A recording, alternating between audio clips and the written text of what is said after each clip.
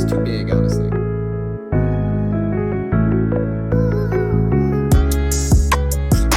Drinking a huge cup of coffee today. You know, thus is life, right? Sorry guys, I keep scrolling over, man. I gotta change this to where it doesn't like flash that every time I scroll over. What's up, Jay? What's up, Emmanuel? What's up, Wes?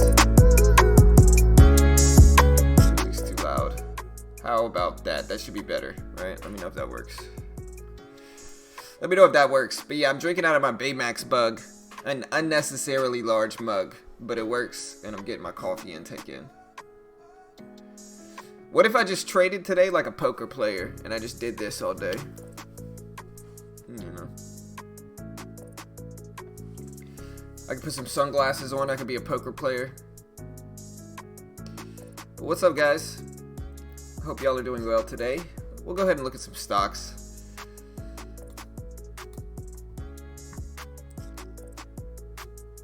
This is uncomfortable with the headphones, so I actually got to take this off. Ugh. Alright, guys. So,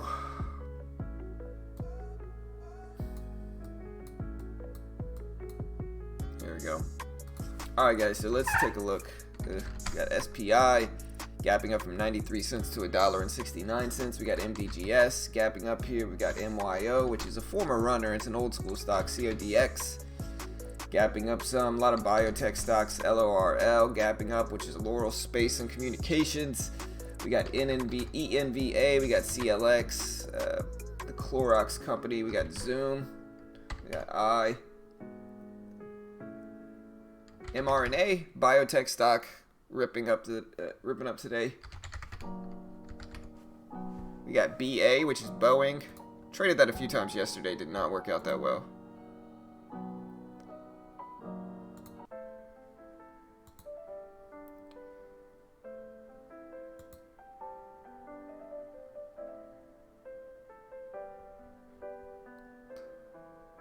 There you go.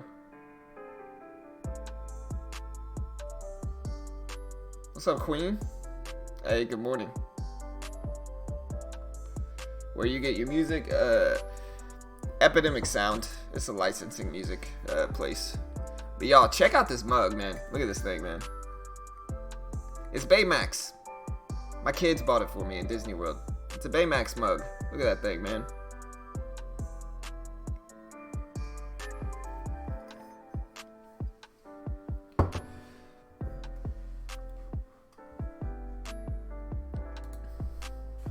Alright, let me go ahead and move and look at some stuff. I'll go ahead and look up the catalysts behind these moves today.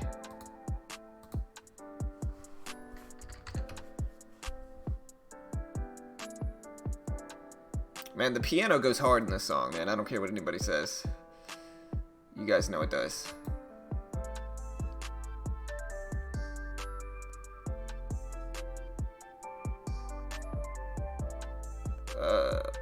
Alright, so this is SPI Energy, and they announced today that they received, and this is all quoting from BZ Newswires, again, they announced today that they received a notification letter from the Listings Qualification Department of the NASDAQ Stock Market Incorporated, which is the NASDAQ, on April 28th, 2020, notifying the company that its bid price per ordinary share had been below $1 for a period of 30 consecutive days, and therefore that the company did not meet the minimum bid requirements set forth in Rule 5450A1 of the NASDAQ listing rules.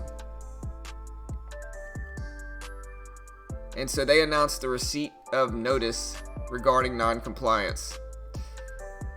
And wow, right when they did that, it pops up over $1. What a coincidence, guys. What a coincidence for this one. I wonder why that happened. SPI miraculously popped over $1 as soon as they received their non-compliance letter with the NASDAQ. We'll see what happens with it. MDGS gapping up here as well. I like the range on this one. This one's gapping up from 230s to 380s.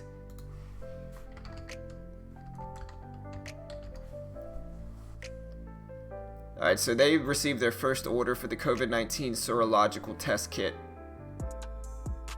So they received their first order for their testing kit company, I guess. And they received their first commercial order for it. It was a $500,000 purchase order for its micro cameras from a Fortune 500 multinational healthcare corporation.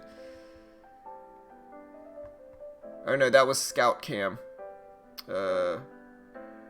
They collaborated with L1 Systems for MDGS. So we'll see what happens. Yeah, first order. Coronavirus fluff. We got CODX here. I can look up CODX. This is a biotech stock, I remember. Alright, so Co-Diagnostics got their first positive result for the COVID-19 test. So they said Friday, which is today, that it had COVID-19 test performance data demonstrating 100% sensitivity and 100% specificity, the metrics used to define accuracy in molecular diagnostic testing, end quote. And that is from Dow Jones Newswire. So yeah, that data came out for CODX, another testing company. I thought it was a biotech company, but maybe I'm wrong here. We also have mRNA gapping up from about 46, like a 1 penny under 46, all the way to 49.30 for mRNA. And this one's been moving a lot. It is a coronavirus stock. They partnered with Lonza, excuse me, they partnered with Lonza for coronavirus vaccine production for mRNA. And so vaccine company partnering with somebody else, that catalyst is bringing them up today. What else we got, guys? We got Zoom here. We got Clorox gapping up a little bit. We got Zoom here.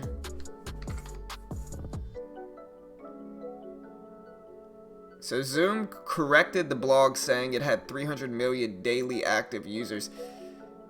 Admits it was wrong. Yeah, I mean that's just a ridiculous number, right? That would be close to. That would be pretty close.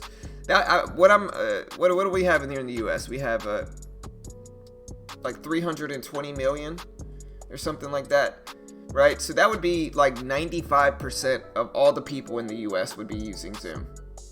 Highly unlikely. And I mean, I know we're not the only country in the world, but that's a ridiculous number. And so at least they corrected it, admitted they were wrong, etc. And so we'll see what happens with Zoom. It's up some. I've got a new plan today, guys. I've got a new plan today. And as much as I hate to say this, yesterday I burnt up so commissions that I was barely even profitable, right? And it was a huge day. But I burnt up so much commissions that I was barely even profitable. And so my plan for the day, and tell me what you guys think, because you guys know me, like I'm not an expert or a guru or anything like that. I've been green a ridiculous amount, and I have been growing my account, even though some days like this when I overtrade. So there's two options here. And so let me know what you guys think. There's two options. The first option is to, instead of trading AMD and MU, I look for very large range stocks where I can buy like 200 shares and make big wins from that, from 200 shares or less, right? And so when I say this, I'm talking about like Boeing, I'm talking about like Zoom, I'm talking about like Nvidia. You know, I could put in some really solid gains for very cheap commissions with those stocks, right? And that's really what I'm leaning towards here, because I can be a little bit more active that way, and I like being active. I've been very successful doing it. The other option is just to be less active, which is less preferable to me, right? I would prefer to be more active and just trade cheaper stocks, right? And so I think that's what I'm going to do, or trade bigger range stocks. And I think that's what I'm going to do, if that makes sense. So again, like Boeing, Nvidia, if I want to trade the microchip sector, I can trade Nvidia instead of AMD and MU, and I think I probably should.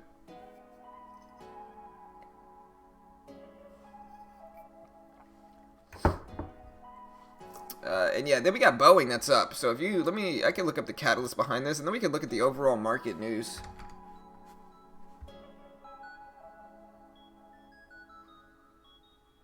It says Boeing is saying no to the government money. Here's what it is doing instead. So they just announced a huge $25 billion bond offering. And it's going to use that liquidity, they said, to, quote, help itself and its suppliers through the COVID-19 induced aerospace crisis. So yeah.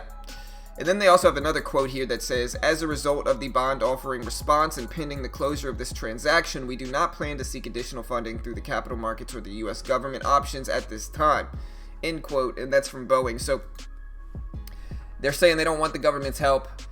That's causing a bullish sentiment on the stock. We'll see what happens here. Like I said, you guys have anything specific you want me to take a look at?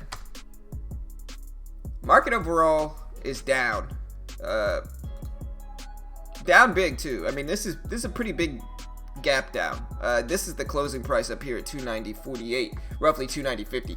Big gap down here in the market. And so I'm assuming most of the other stocks like AMD and MU are going to be down as well. Yeah, they're down. And just most stocks in general are going to be down with the market today, except for coronavirus stocks that trend against the market. I think that's really what we're going to get, is mostly gap downs today. And so maybe we'll get some subsequent bounces at the open. We could always look for that.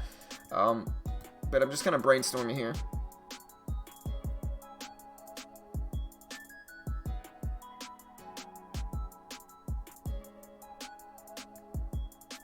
Yeah, me too, Queen. I'm like that too. I listen to music that I can't play on stream when I first wake up, and then I usually kind of search around for some songs to listen to that I can play, some license-free stuff.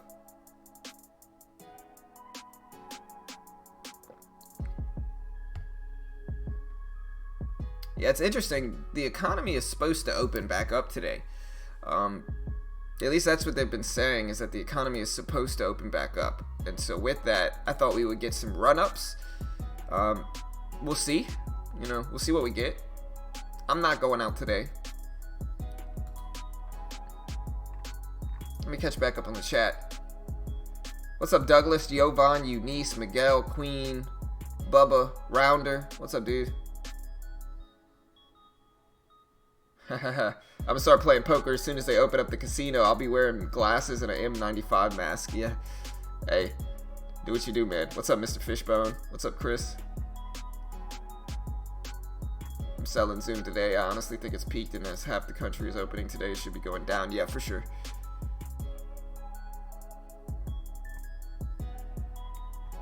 You think AMD will go up? I don't know, man. It's tough to tell. I don't really know on a short-term basis. I just kind of react.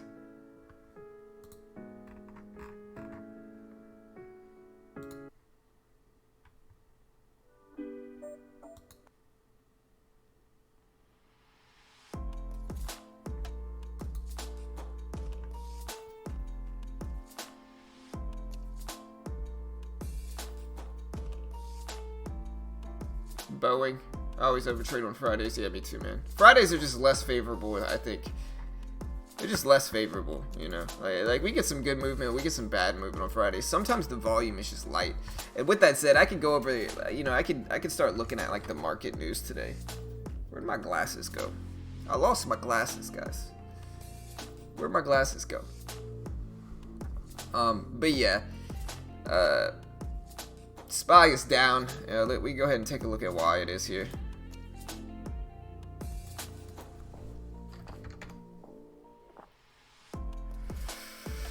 Alright, so this is an ETF preview here. It says, quote, and this is from MT Newswires. It says, quote, stock futures were pointing to a lower open as market sentiment soured following comments from U.S. President Trump, who said late Thursday that the U.S. could retaliate with more trade tariffs against China due to the COVID-19 pandemic. In the past, Trump has criticized the Asian country for its handling of the spread of the new coronavirus and even alleged that the virus has originated from a Wuhan lab, although these claims have been downplayed by most Washington officials. Meanwhile, investors were keeping an eye on ExxonMobil, Chevron, AbbVie, Clorox, Honeywell, which report earnings pre-bell, among others. And in economic data news, the Purchasing Managers Manufacturing Index, which is the PMI, will be out at 9:45 Eastern, which is 15 minutes after the bell, which is in about an hour, with expectations for 3690 in April compared with the prior level of 4850. The Manufacturing Composite Index from the Institute for Supply Management will be out at 10 Eastern, with estimates from an April reading of 37.5 compared with previous 49.1. Also out at 10 Eastern will be the March data on construction spending, forecasted for a month-on-month decline of 3.5% compared with the decline of 1.3% in the previous period. And then we can check out commodities here. Crude is down 1.3%. We can look at the U.S. oil fund is down nearly 1%. Natural gas is up 2%. The U.S. natural gas fund is up 3%. Just to clarify it, natural gas, since this came out, has actually dropped. It's actually red on the day. So natural gas is red as well. The U.S. Natural Gas Fund is down as well here. Gold is down 0.6%. And the Spider Gold Trust is down 0.8%. Silver is down marginally. And iShares Silver Trust is down 1%. That's the market news.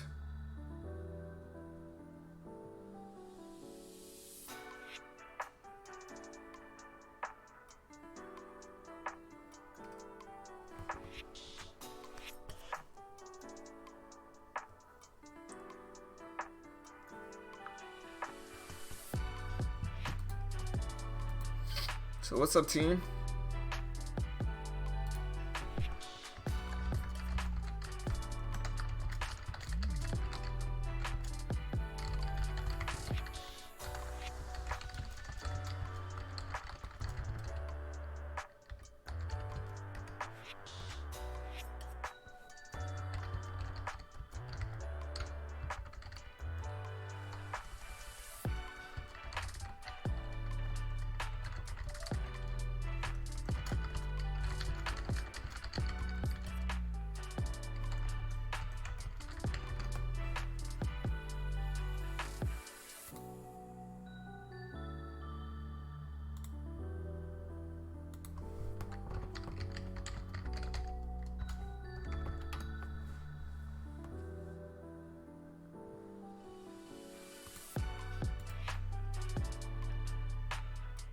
So we got some questions here. Miguel says, should I let my options expire by close today or sell before noon like always, like anyone? I mean, if the options expire, they're worthless. And so I can only imagine selling would be the right move. But again, I'm not an options guy. No idea. I mean, like I said, though, and I think other people are kind of confirming that if they expire, they're not worth anything. And so selling them, even if they're selling, honestly, I'll tell you this, you might not even be able to find a buyer at this point if they're not in the money today, and today's the last day. You probably won't be able to find a buyer. You might be able to make like $1 maybe, but I doubt there's going to be any liquidity for that, as well. Check out AAL, American Airlines, Pack D.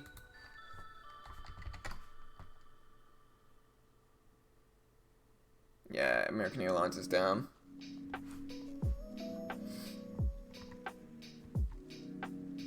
Yo, what's up, Muhammad? What's up, Chris? What's up, Rounder? What's up, Bruce? What's up, Voosh, Eunice, Parm, CE?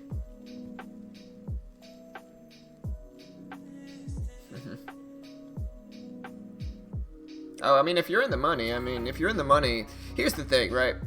If you're in the money, you could essentially actually like work. You could either, if you're in the money, you got two options, right?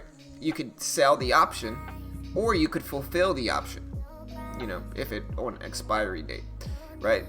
You got to have the money to do it, but if you do, you'll probably profit a little bit more, I'm guessing. And like I said, if any of you are like options gurus, correct me if I'm wrong, because I very well could be wrong here, but I think that's how they work, right? Where you could either sell the option and just keep it easy and profit some, or you could fulfill the option and make a little bit more, I guess. I don't, like I said, I'm not an options guru. I trade options, don't get it wrong, but not often, for sure.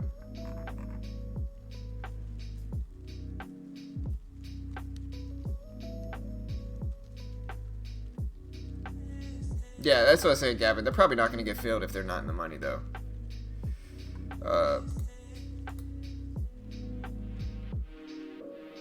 But yeah, I don't think what Trump's saying is a good idea. I think the economy is very fickle right now, and I don't think saying stuff like that is a good move, a smart move. I think that is unnecessary, and we need to just kind of like try to recover here and not try to kind of poke the bear. You know what I mean? Like, that doesn't sound like a good move, a smart move.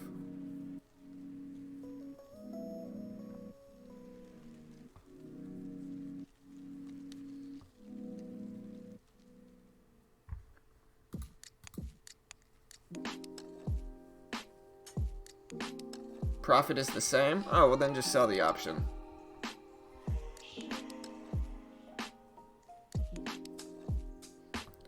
But yeah, airlines are down. I can look at some of the catalysts for these airlines here. Alright, so U.S. Airlines is going to require passengers to wear facial coverings starting this month. So somebody maintained a hold on AAL, American Airlines, raised the price target to 14. American Airlines posted a big loss as air travel was down huge.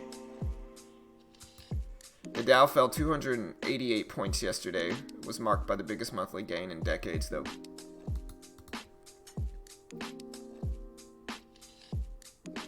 And I'm torn on what we should do, guys. And like I said, let me know what you guys think.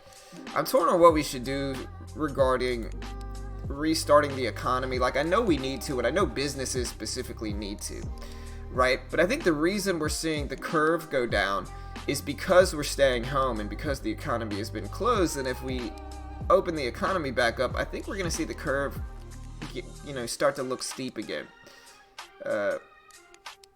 And I think that is something that we should really consider here. And like, look, I understand why Trump and politicians want to restart the economy, because that's going to make them look better and elections are coming up, right? They don't want the economy down for elections. They want to get reelected, and I get that. I understand the logic behind that. But at the same time, I also think that, and I understand businesses for wanting the economy to restart as well. If you run, a retail business or a restaurant and stuff like that, obviously this lockdown is terrible for you, right? But in the end, I think that we got to just make we can't make a brash decision just because, we wanted Trump wants to get reelected or businesses want to reopen. I think we really got to look at, and like I said, I'm not hating on Trump. I understand why he wants to do that. But at the same time, I think we just got to be careful with this, because the reason the curve is down is because of the lockdown. And then if we go back out and open the economy back up again, I think we're just going to see it spike again. And like I said, I'm not going out. But obviously, I'm very biased in this favor, because honestly, my businesses have been great during this lockdown because everybody's home. And so my Amazon businesses, Kindle businesses, and YouTube are going great, honestly. And so, obviously, I don't care if we keep going with the lockdown. It's actually more favorable for me. And so I do want to put my bias out there in that regard. And again, I'm not really picking sides with anything. I'm just kind of talking here.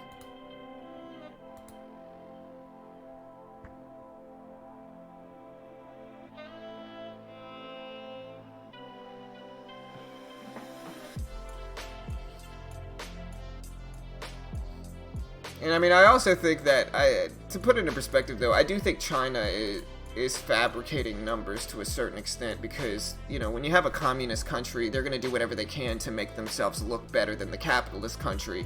And if that means kind of fudging their numbers a little bit, I think that's what they're doing. And I think that was very self-evident from the last month of China's data that came out. And so I don't think going by China's data is actually a smart move either, because I think that is highly fabricated.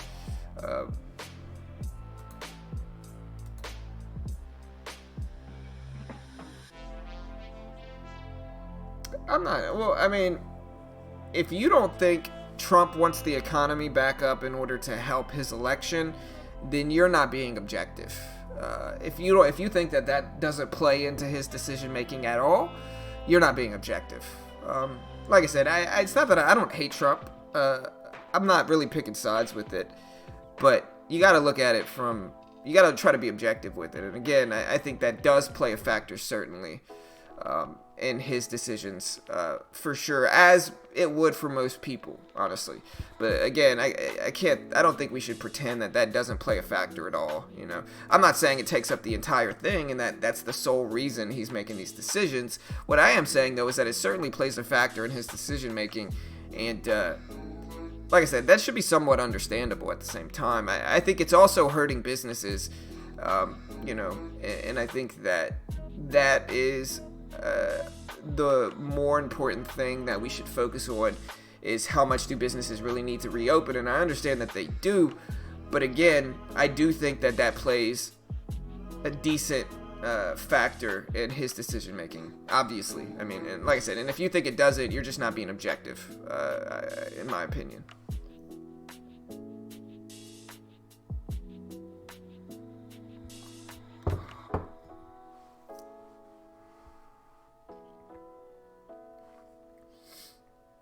And you guys know me, I'm not one that roots for. I've defended Trump in some ways, right? But I'm not one of those guys that kind of shills for any political party. You know, I don't shill for the left or right. I think they're both toxic in all honesty, but in different ways. But you know, it is what it is. But yeah, we'll see what we get. Market's down today, but we had like one of the best months that we've had in decades, and so you know, there's a silver lining to it. We're doing all right. We're not terribly down, and we'll see what happens here for the rest of you know, this year. Hopefully we rebound. I want our economy to do well, I really do, and so I just don't know if I'm ready. And I guess you could do it where businesses can choose to reopen if they want, and that is a subjective decision that they can make. And I don't necessarily hate that as well. Having businesses having that subjective decision to make, you know, I think it's going to be hard to compete if they don't open up, and it's going to give kind of other businesses a window to move past them. But at the same time, I think I don't necessarily disagree that it can be up to the person to make that decision on themselves. You know, I'm not necessarily against that.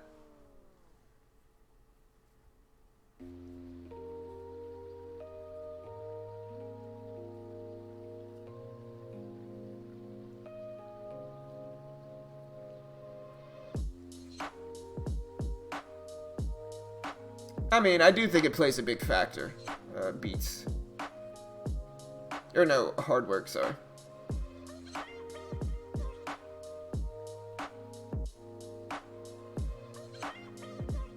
Yeah, and that's you're probably right, Boosh. I can kind of agree with you there, but it is what it is, you know.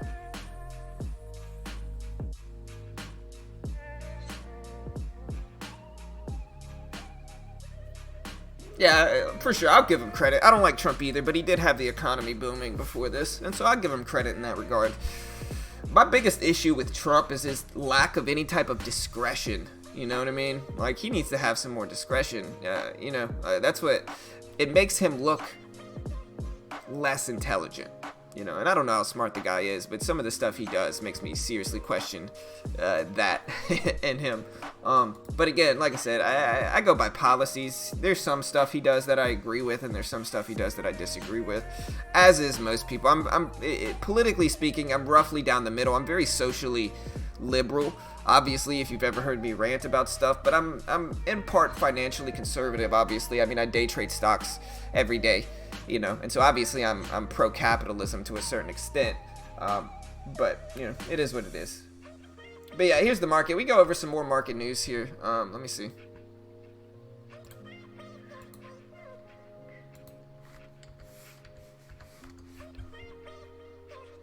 And I'm not necessarily, I know somebody's going to say, John, you're a libertarian. Not quite. I disagree with them in some ways as well. Alright, so the Fed's Kaplan, and this is all quoting from BZ Newswires, it says, quote, the Fed's Kaplan said the U.S. is likely to get 20% unemployment rate end year with rate at 8%, 8 to 10% actually. Says U.S. GDP could decline at 30% annual rate in the second quarter, and contraction for the year is likely to be 4.5 to 5%. The former FDA commissioner, Scott Gottlieb, recently interviewed on CNBC, said he believes, quote, more than one coronavirus treatment manufacturer is going to make it over the finish line, and ultimately we need more than one manufacturer to be successful. He's specifically talking about vaccines, I'm guessing. But yeah, the reason we're down is because Trump threatened to impose new tariffs on China over the coronavirus crisis.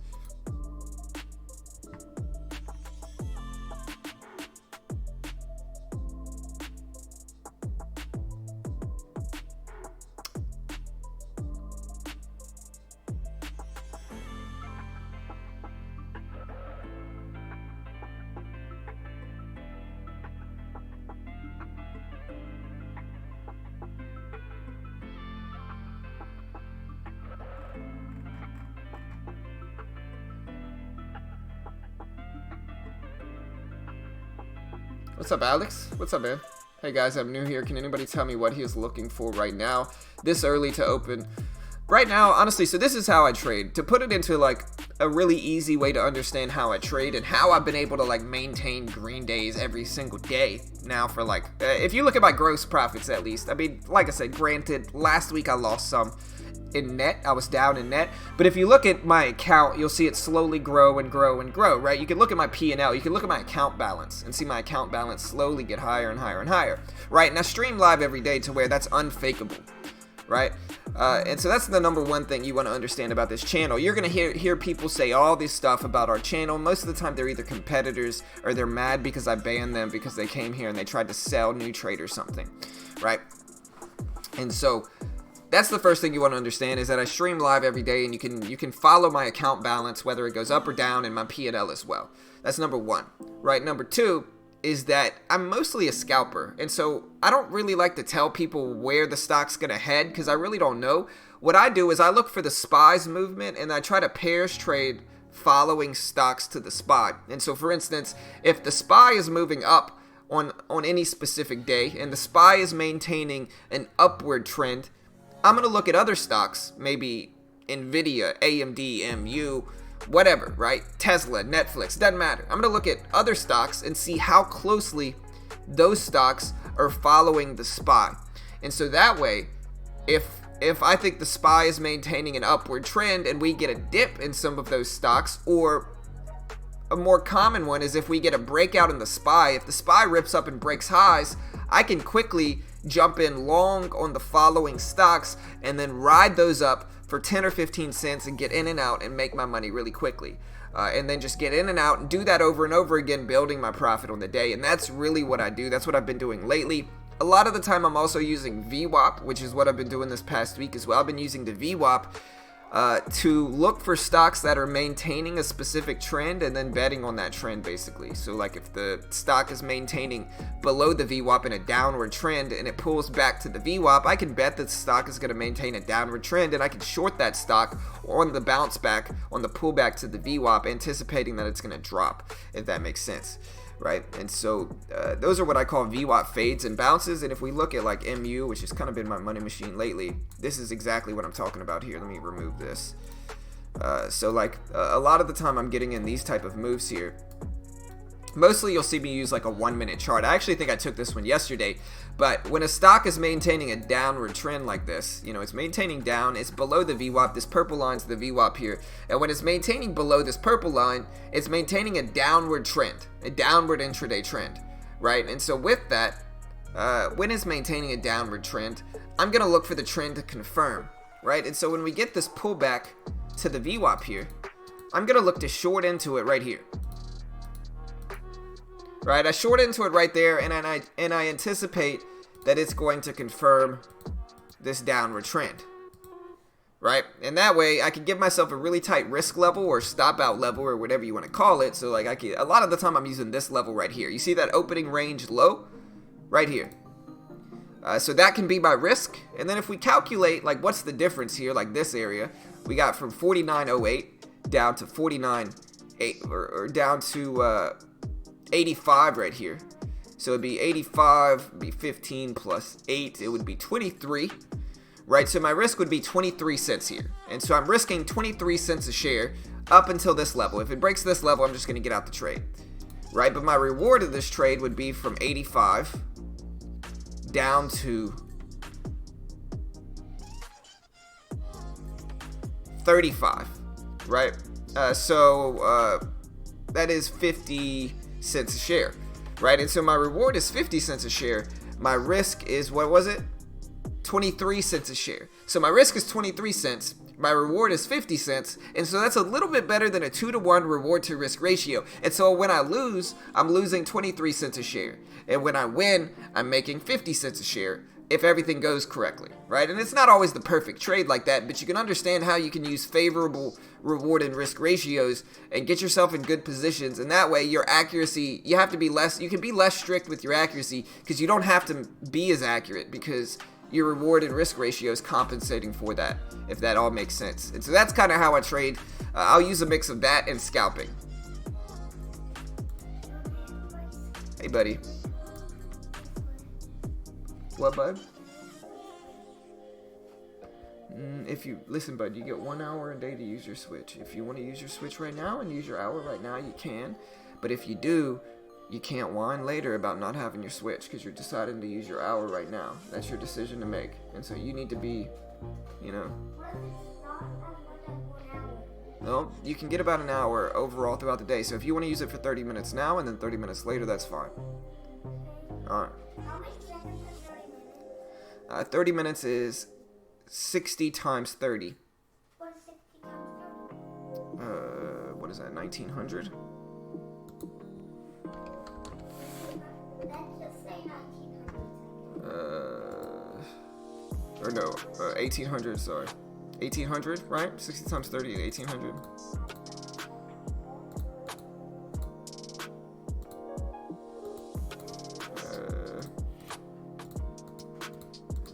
Yeah, 1800. It's 1800 seconds, buddy. I thought I was right. I just wanted to make sure. By 1800, you mean 1108. No, I mean 1000 and then 800. What's 2 plus 2? 4. What's 3 plus 3? What's 4 plus 4? 4. No, 4 plus 4. I know something. I know 2 plus 2 equals 4. 4 plus 4 equals 8. 8 plus 8 equals 16. And 16 plus 6. What's 16 plus 16? 16 plus 16 equals 30. Nope, it's not 31. Yeah, it's 32. That's right. What's 32 plus 32? It's 64. Good. It's 64. 4 plus 64 is 124. Nope. It's not 100. 100. Close. No, it's 120 something. If it's 64 plus 64. 128. That's right. 128. That's right. And then it goes to 200. Right. And Sorry, my son decided to do math with me. I hope everybody understands that logic. All right, bud. Love you, buddy. Here, I'll hang out with you some after work, okay?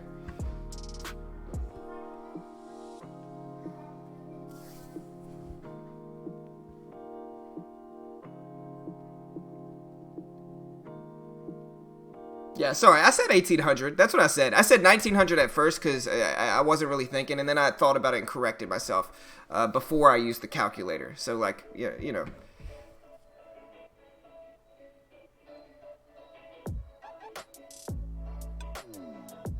But yeah, I hope everybody understands that logic.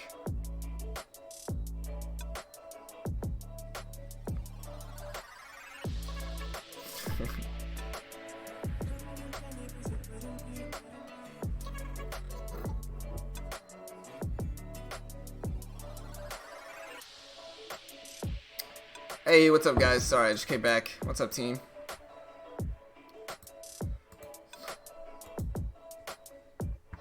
Yeah, my son, I've been teaching my son math, and my son actually enjoys doing it. I've been teaching my daughter JavaScript, and so she's been learning like objects and Boolean values and conditional statements and variables and all that stuff that comes with JavaScript. And I've been trying to teach her because I feel like getting her started with JavaScript early will help her really get a grasp of the programming concepts early on.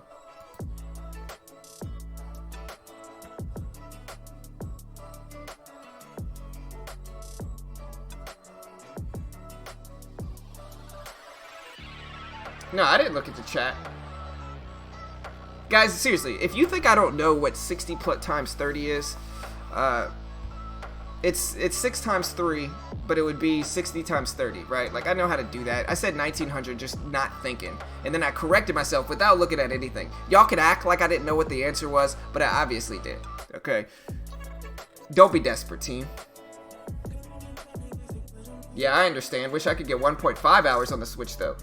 Hey, look, my son gets super possessive over the Switch, right? We've had to limit his time because, like, he'll get mad when he loses and, like, bang around on the couch and, like, get super upset. And so we have limited that Switch time, and he's a much more pleasant kid when he's not playing that Switch. And so we got to limit it to an hour a day, max, and he can't play it over an hour a day. He gets too serious with it, right?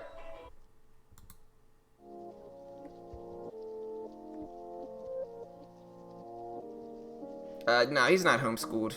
Well, I taught him math, right? So I've been teaching him math for the last 2 years, a little bit. And like he knows his times tables and he knows like addition and subtraction, but he actually enjoys doing it. He's good at it. He was naturally good at math. Right, like we would start him with math, and when he was like 3 and 4, we would ask him like, what is 3 plus 2, and like easy questions, and he would be like 5 and whatever, right? But then we would kind of throw in some more difficult problems. We would ask him like, what's 41 plus 45, right? And he would immediately just be like 86, you know, and we were like, whoa, and he would just immediately know. They're like levels. What, bud? They're like levels. Yeah, they are like levels. See, he hears me talking about him, so now he's over here gloating. But he's naturally good at math, and so we just kind of kick-started him with that since he was already good at it.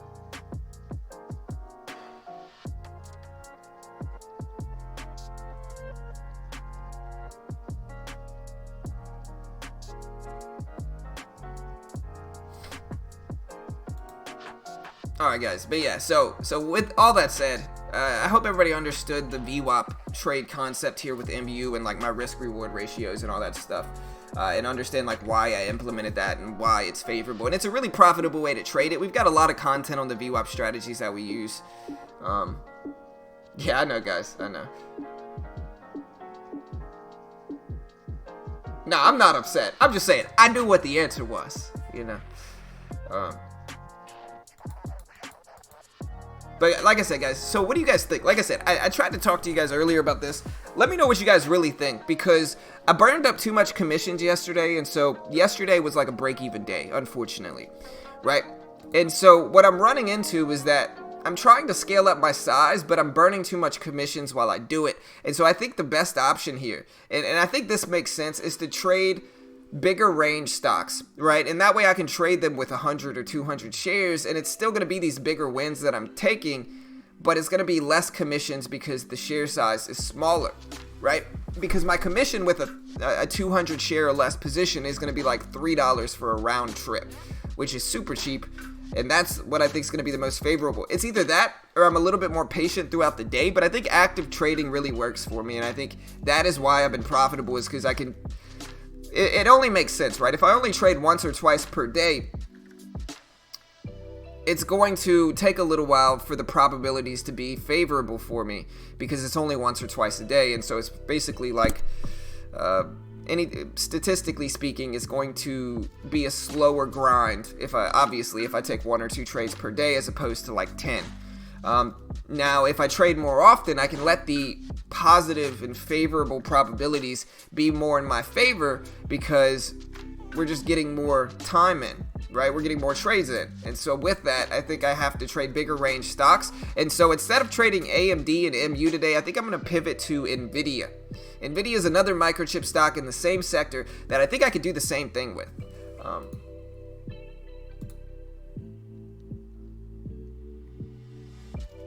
And so I think that is my plan. MU have been killing it with me lately, but I think that's my plan, and I think that plan makes a lot of sense.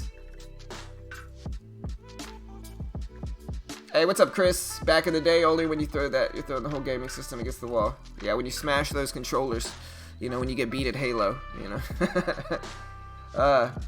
Hey, thank you guys. Everybody's saying I'm a good dad. I definitely appreciate it. You know, I try. I mean, I let my kids watch Lake Placid last night, but like I try to be a good dad. You know, my daughter and I watched Terminator 2 the other day, but I'm still a good dad, you know. Respect, no kids here, but I'll be doing the same. Hey, I appreciate it. The future needs coders, 100%. Programming is one of the single best things you can do for anything, right? And if you're young, guys, I'm not necessarily young. You know, I'm 30 years old, but if you're young, programming is the way to go, you know. We also watched Sonic. Yeah, we did watch Sonic the other day. We watched a few movies yesterday. We watched Fast and Furious Tokyo Drift, OG. But no, programming is one of the single best things you can do. Like, listen, I taught myself programming when I was in my 20s, right? Late 20s. But now I understand it, and, you know, I do some freelance work with it, but specifically, programming Like, people think you need all these math skills, and you need some math skills to program and to learn to be a programmer. But in the end, most of the libraries are imported. You know, you don't have to come up with these super complex algorithms a lot of the time in programming. It depends on if you're doing front end or back end. But specifically with front end design stuff, you don't need these big complex math algorithms. You can learn to program and, you know, just memorize the ones you need and be fine. And you could probably teach yourself to program in a year or two. Or you could go to a boot camp and learn in like 4 months and then get out in 4 months making 50K plus a year. You know, and sure, most programmers don't actually go to college anymore. They go to what's called a boot camp where you learn in a few months. And sure, the ones that go to college are going to ultimately make more over the life of their career. But in the end, you don't necessarily have to go to college to be a computer programmer. You just don't. And a lot of people have that misunderstanding. They think you do. You really don't. You can teach yourself at home.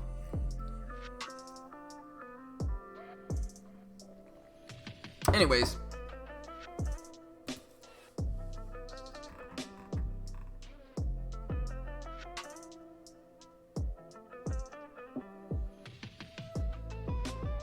I bought my kids trolls. Changing what works is stupid, John. Don't be stupid. You might be right. Yeah, Halo 3 is the best game ever. 100%. I'm right there with you. I kind of liked Halo 4, but Halo 3 is the GOAT. Certainly. Halo 3 had a flamethrower in it. You know? Certainly the GOAT. Y'all want to get a Halo meetup going, let me know. We'll play some Halo. I got Master Chief Collection. Mitch and I play. Mitch is actually pretty good. I'm pretty good too. So y'all want to get a Halo meetup going, and y'all want to get beat at Halo? Let me know. I'll happily beat you guys at Halo.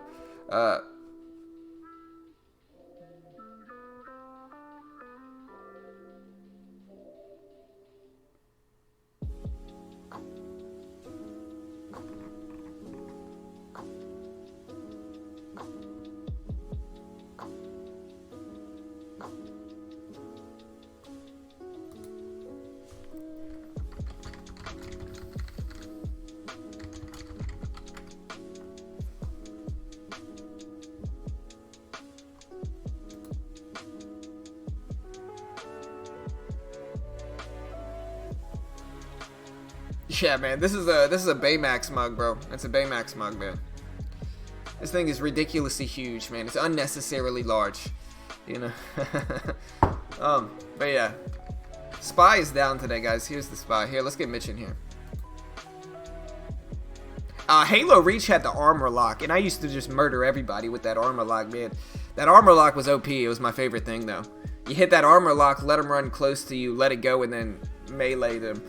Super fun, man. I love Halo Reach. My wife, Carol, you guys know Carol, she actually played Halo Reach with me a lot and got like super legit with the armor lock.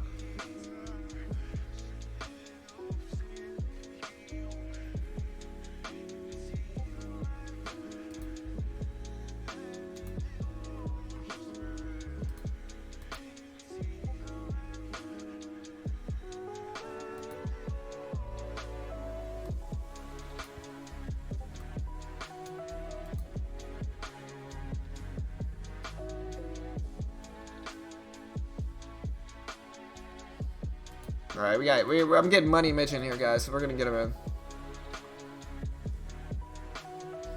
in. Somebody's asking how long I've been trading. About 3 years. Other people are asking, is there a delay on the Momo scanner? There's a delay on any YouTube stream you see on Trade Ideas. There's gonna be a delay.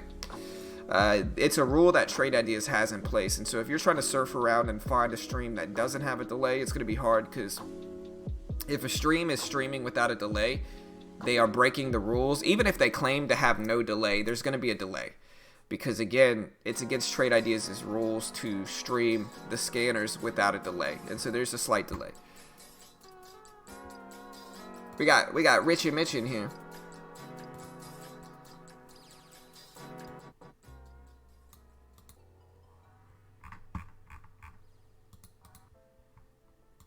Oh, there you go. There you go. Yeah, you're in here. What's up, bro? Good morning, guys. Good morning. How we doing? There you go. You should be good. Let me know what the volume's like, team. That should be good. I'll put you up if you want to go over some stuff. Yeah, just give me 1 second. Little puppy wants to say hi.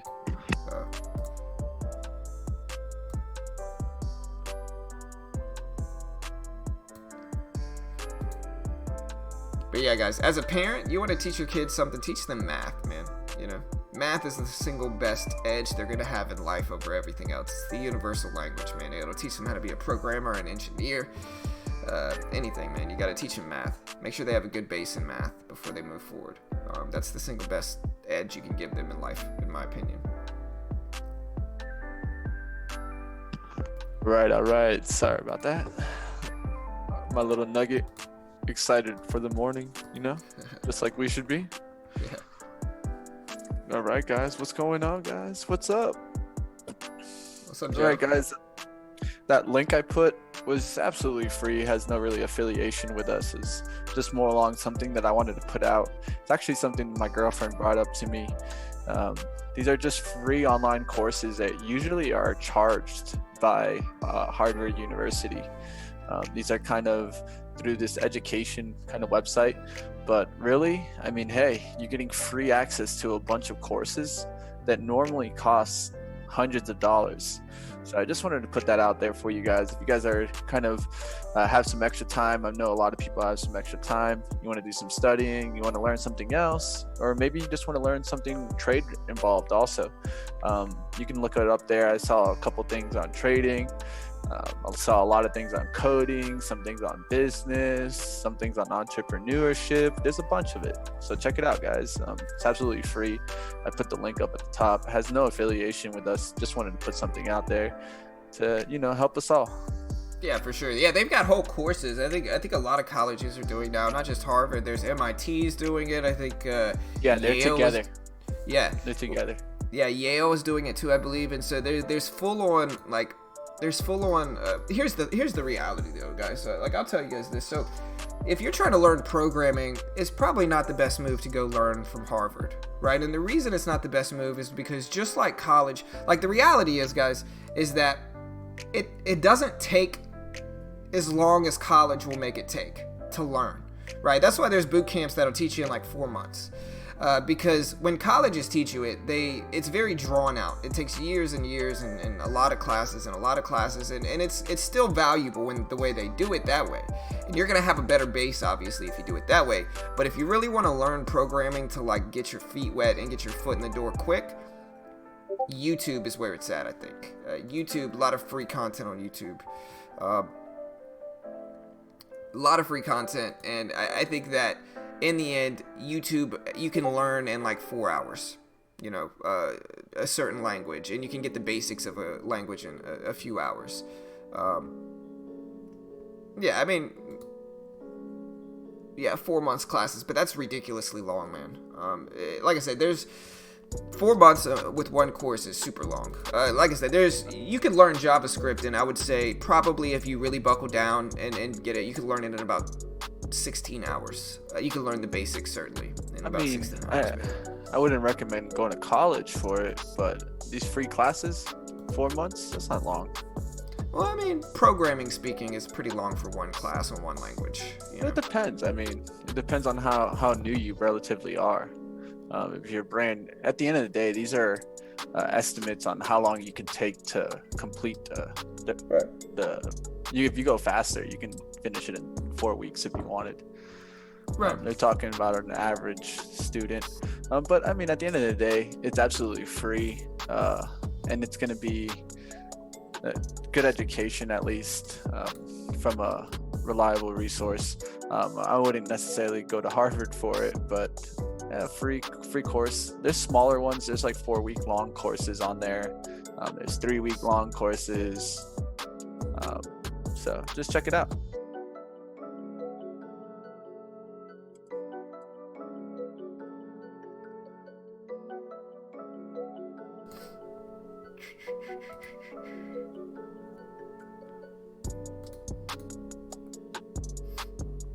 And no, like I said, I'm not trying to hate on what Mitch is saying at all, guys. What I am saying though is that there is classes that will teach you in 6 hours, and I think getting your feet wet with that is probably going to be a little bit easier to understand, where it jumps right into like programming in general.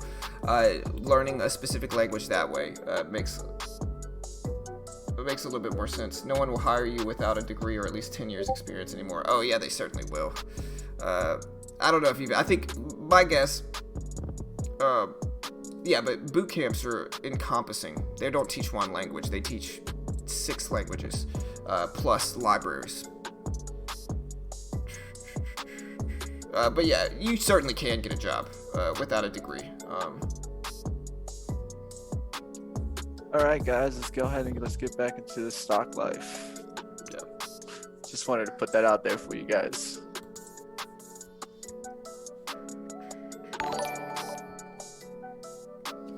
All right, I got you up, bro. All right. So, guess what, guys? Everything red. Woke up today to the red game. Everything's in the red.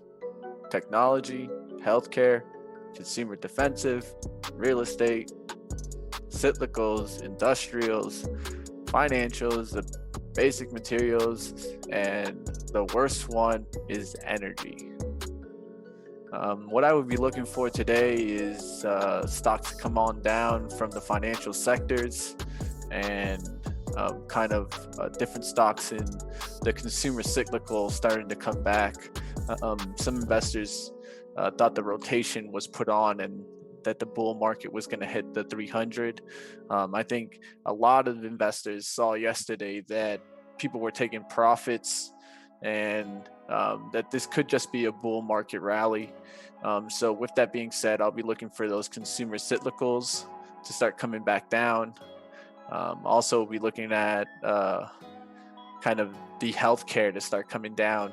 I know healthcare is extremely up, and I feel like it's going to start pulling back with the overall market.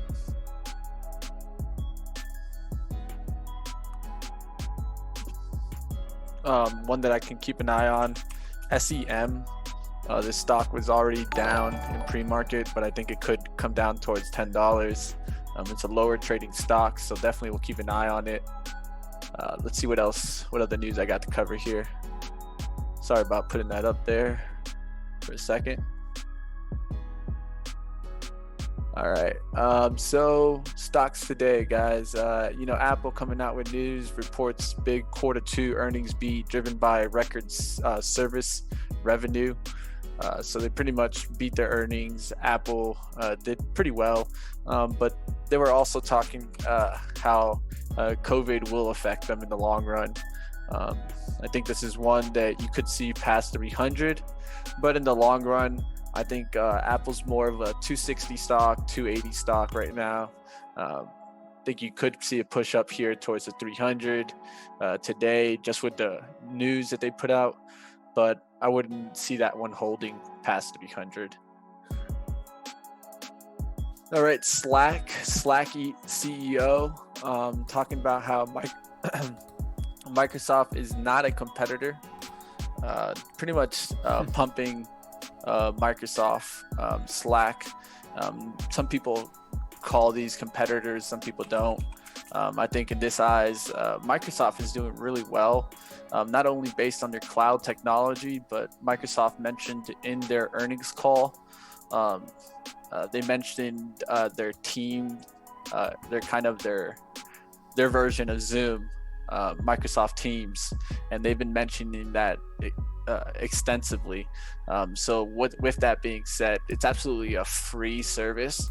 So I think this is going to do really well for them in the long run, at least put them into companies that they weren't in, and companies are always trying to save some cost. So if they already have Microsoft Office, let's say a corporation version, they can already have access to that Microsoft Teams. So I think Microsoft in the long run, you could see this one break out through 190s, go to the 200s. I think Microsoft's definitely a buy. I don't really see it coming back down. Cloud computing doing so well also, and we know that they got the biggest contract from the government, and Amazon tried to take it away from them, tried to take them to court for it, and the court said, nope, it's all good. Microsoft did it right, and the government gave them a full contract, and Amazon's still upset about this contract.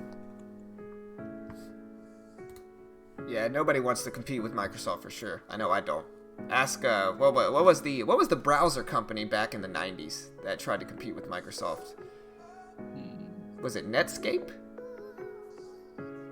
I think it was Could have Netscape. been Netscape. Yeah, Netscape.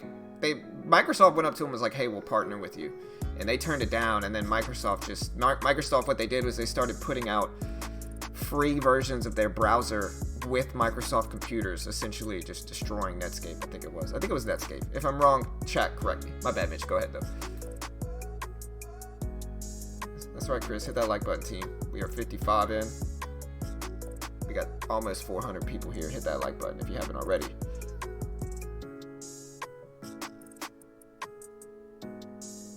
What is Amazon doing? But yeah, I think it was Netscape. There's actually a really good documentary on it. All right, guys. I know might go up today. They're getting fluff piece put out for them, projecting a 24% upside potentially amid optimism. For INO, you have to understand that this is a stock that now has about $5 range, and this stock started from $5. So we're talking about essentially when the stock broke out, we're now having 100% of the value in the stock be its range. So that's in a massive move there and highly volatile stock. So if you are going to trade INO, please understand that you need to understand that this is not the stock to go ahead and say, oh, well, I just throw thousands and thousands of shares at it and it's going to get me a positive result. That could very easily be the stock to cost you $1,000, $2,000 in seconds. So you got to be careful with this one. I always say with these, start small, look for good positions to build, and then you can go big.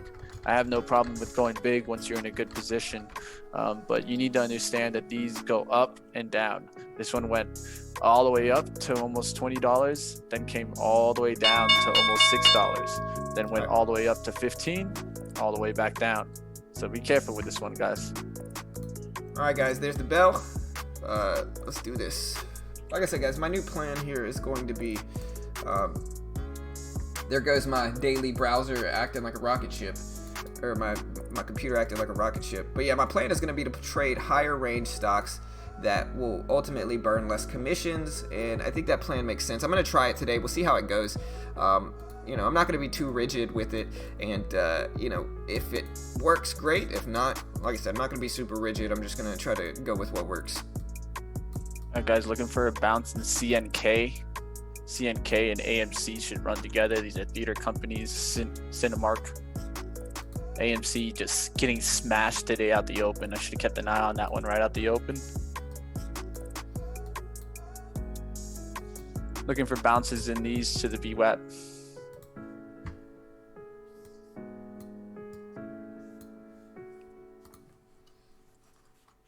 There we go.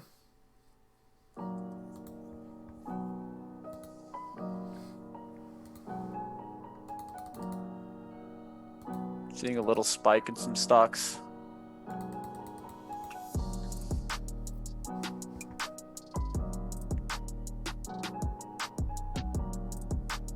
Yeah, SPY up, MU up.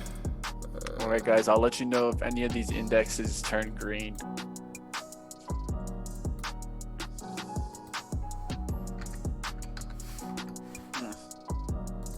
Hit right there, 46, 150. Didn't get it. Big rip in NVIDIA, guys. Big squeeze up along with MU.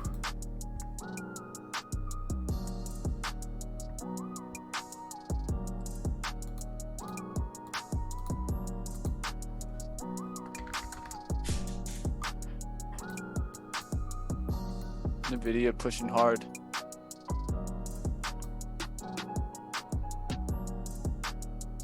Boeing breaking down. All right, guys, the only thing green from the open, I have energy and basic materials. Yeah, I mean, I think the SPY's up. SPY's up today, up to 285, 80s.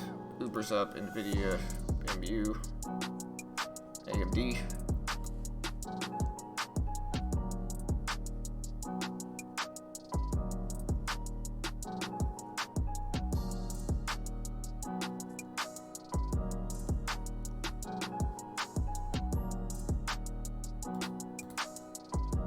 Hey guys, we got 430 people in here. Hit that like button if you haven't already. We do this live for free every day, so hit that subscribe button if you haven't as well. But definitely hit that like button, team. All right, a bunch of V WAP bounce options you're gonna get now with this first big kind of candle.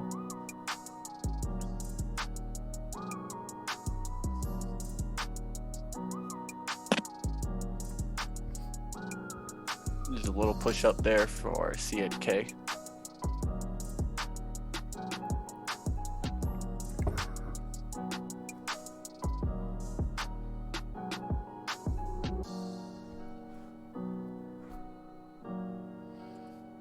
Yeah, everything's up. I'm waiting for some pullbacks.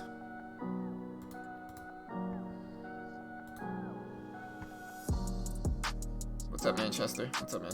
What's up, Chris, Daniel, Joe? What's up, brother? I appreciate all the subs today, guys. Sorry I haven't mentioned them. Shout out to GK, Chris, Isaac, Kavik. I can't remember if I'm reading that wrong, sorry, team. But yeah, appreciate the love, guys. Remember, hit that subscribe button. We day trade live on stream for free every single weekday morning right here on YouTube. Alright, so I think the next level for the SPY specifically is this 285.70 level. That's the high at pre-market, is 285.70, and I think we might bounce there and drag everything else up, depending on what we get here. So there's the bounce, there's the push. We'll see if it continues here for the SPY.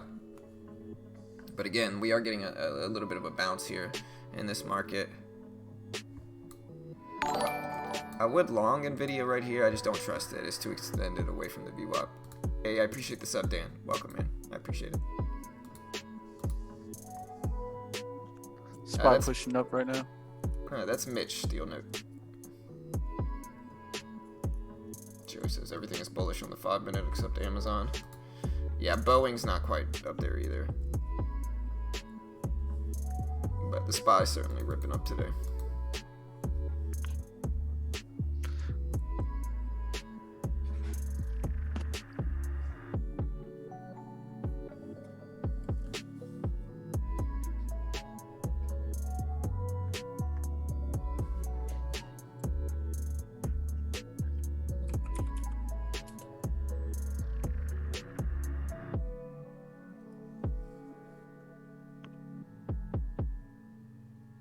Starting to see pullbacks here.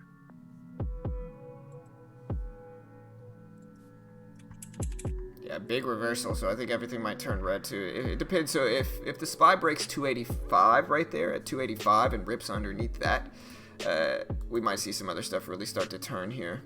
But a big red candle there for the SPY. Just to show you guys, look, this is the overall market today. And you can see we had a nice little bullish 5 minutes there, and then a quick reversal. We're still technically above the V WAP on the SPY, and so we'll see if we bounce here or not. But I think this is going to dictate what happens with the rest of these moves. Oof. Quick squeeze on me, guys, here in CNK. Gotta be careful. Oh, you're in something? Yeah, I just tapped it right now. Literally, as soon as I tapped it, it went up. So just give me a second, I'll put it up. Okay. There you go.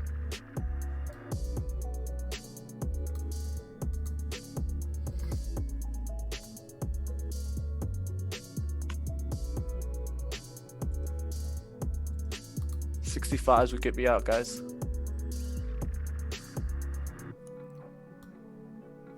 Yeah, squeeze there. I'm not gonna hold it. I'm out.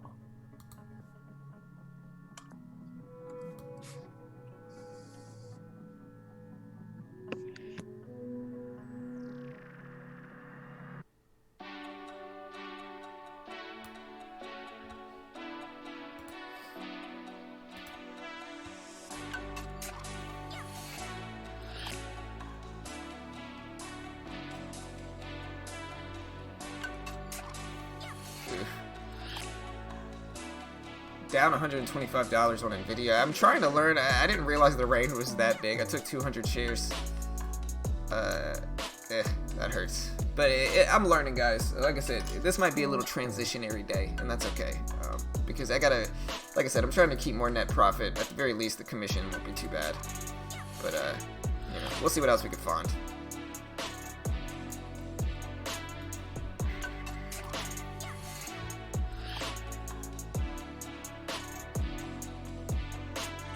think we might get a sweep here. Yeah, market's about to break lows under that 285 level. Everything should start to look pretty weak, I think. Yeah, there's the break of the lows, team.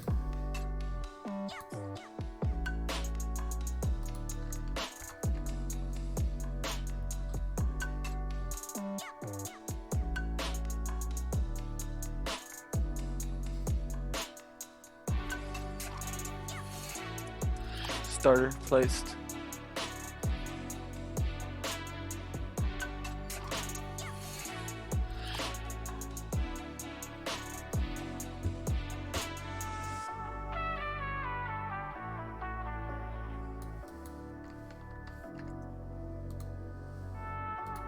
I just took a little bit on, I just scalped a little bit of Boeing. Only down 84 now, so I made back like $50 on that weakness from the SPY.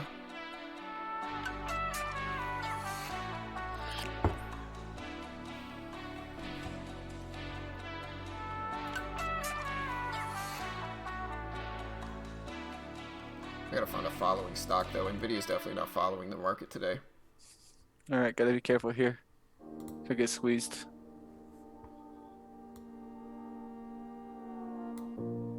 Need to see it reject here, the 70s.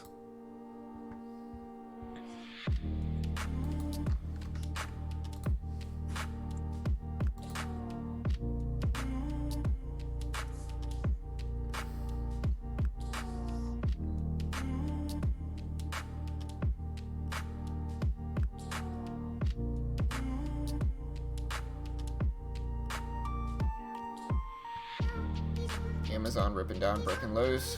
Just broke under lows.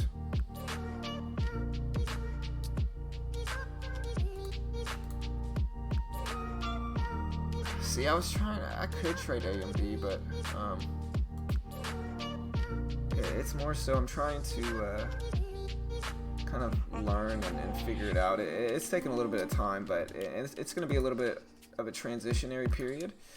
I'm scalping BA right now, and I'm loving this weakness. If we can get a rejection underneath that previous closing price, I'm gonna get out there. So yeah, I'm only down $60 on the day, so I've effectively rebounded, but I'm kind of like I said, it's gonna be a little bit of an adjustment period.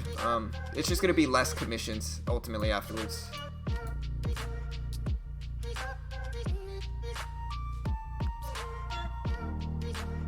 Hey, I appreciate that, Ton. Thank you. Yeah, for sure. Been getting better for sure. Been really happy with my trading, certainly, lately. All right, just increase there in CNK.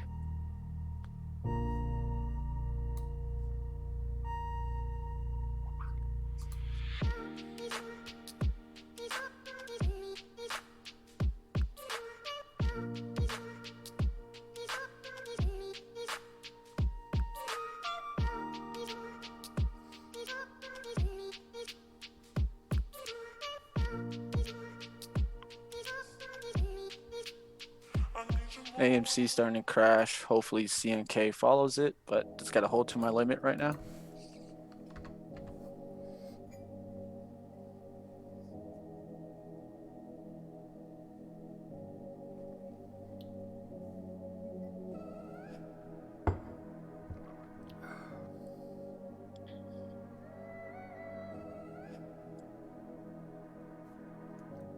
Got to be careful here.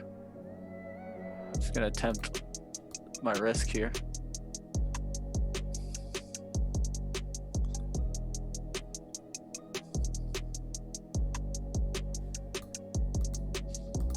Could see some bounce here in AMC, so I'm trying to pay attention.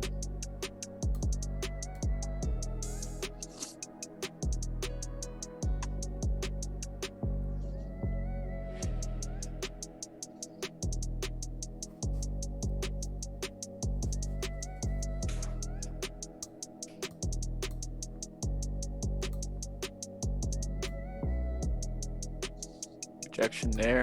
Let's see if it breaks through here.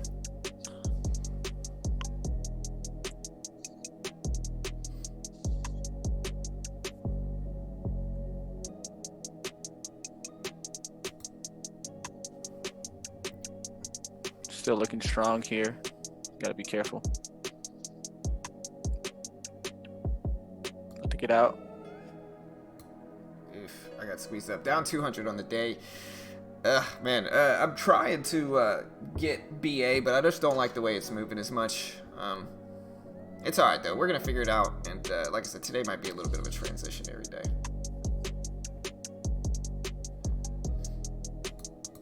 Might get squeezed here, so gotta be careful. Rejection off 70 is fine. There you go. Good rejection there.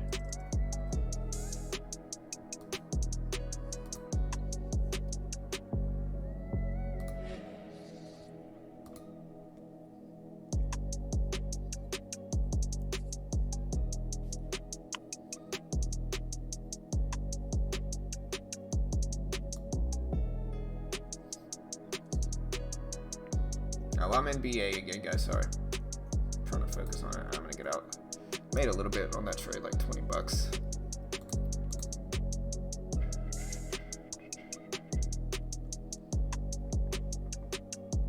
Might get squeezed out here, just gotta be careful.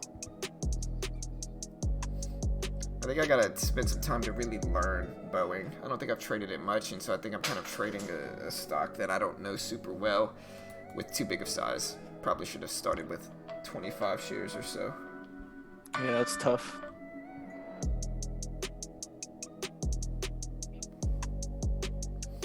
I don't think there'd be opportunities, but I think I need to wait for my main plays instead of getting stubborn with it.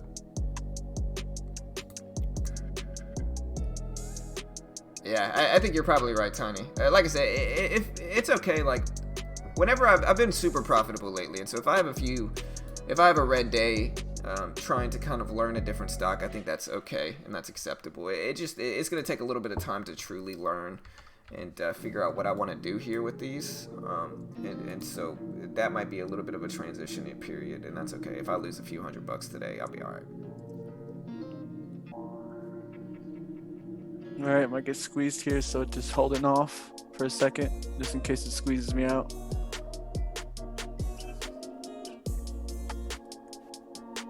Another rejection from this level and I'll feel confident, but if it breaks through, we're just gonna get out.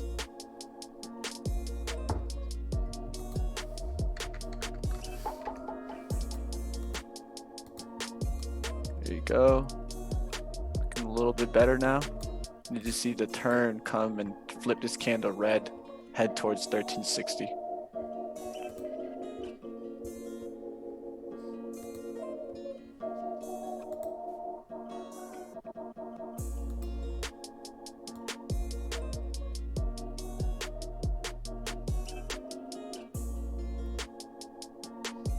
$77's there.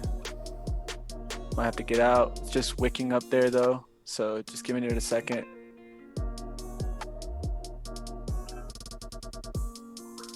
Nothing really filling there, so that's why I'm a little concerned.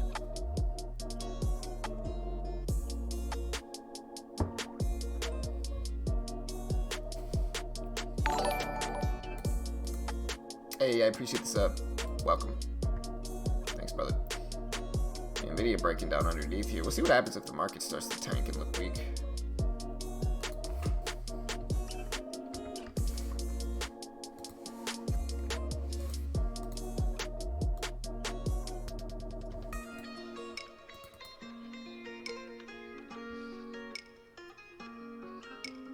I think my also problem is I don't like Boeing. Boeing, I just haven't really liked how it moved. It's faded a few times, but with my scalps, it's just not been super favorable.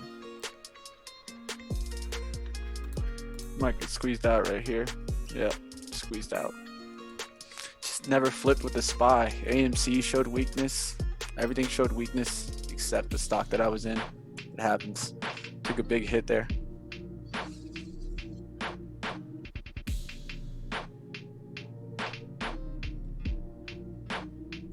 Alright, so the SPY's testing that previous opening range.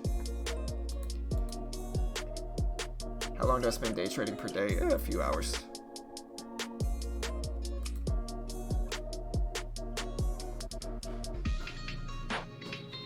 I bet. I think your 30 minutes is up. Okay. What? I think your 30 minutes is up. Unless you want to use your whole hour right now. But if you do, you're not gonna get to play later, okay? There you go. Thank you, buddy. Alright, so the SPY is testing the V WAP. I'm not gonna trade right now. I'm gonna wait until I see something that I really like here. I think I got a little overzealous at the bell.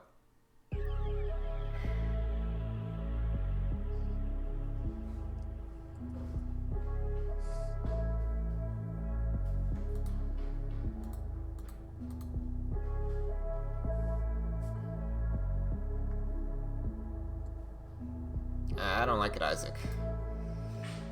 But hey, if you make it work, good job, brother. Happy for you, man. Even though I lost, you know, I'm still happy for you, though, dude. What? Yeah, buddy, here.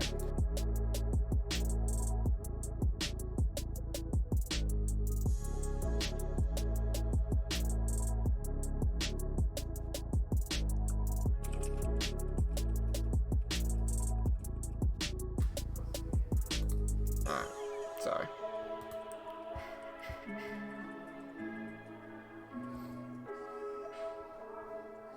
All right, now we're starting to get a flip there. The SPY break below? No.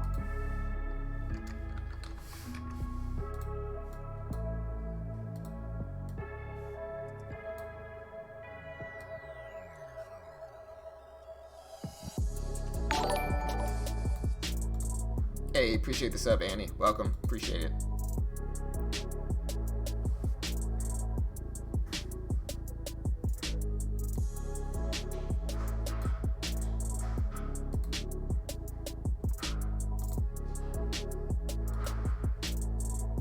Starter.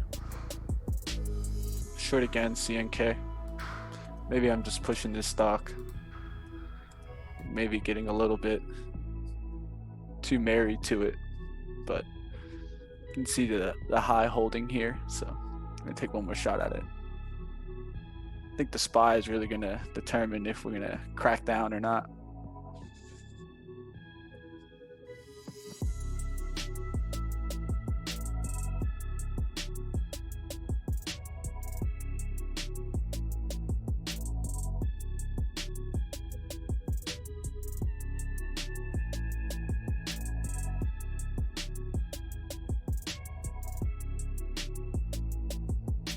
Pretty much everything cracked down from V WAP except this stock, so this is the last attempt to it. If I don't get it this time, I'll just let it go. Made over 400 yesterday, so just trying to really stay controlled today. Don't want to go too crazy. Anything, just end the week. It's about to stop me out.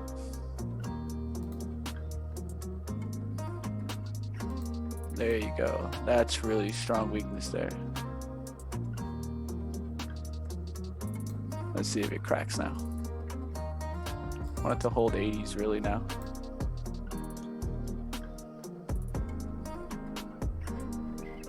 Yeah, I think I'm down 350 on the day, guys. I think I'm probably done. Worst day in a long time.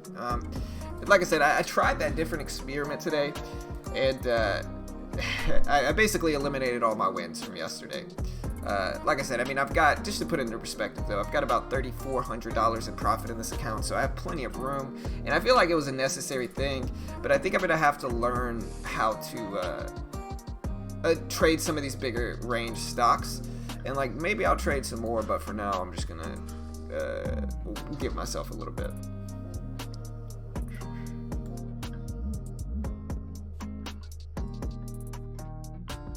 But it is what it is. Like I said, it's been a very profitable few months, and you know, it is what it is too.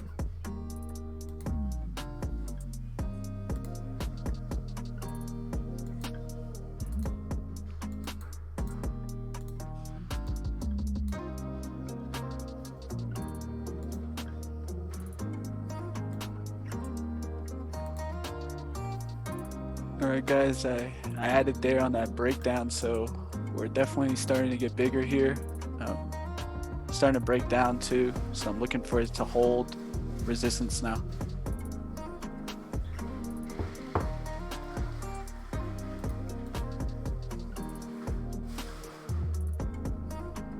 Mitch uses TC200 or 2000. There you go. Starting to get a good move down. Yeah, I could trade Zoom. I haven't watched Zoom as much actually.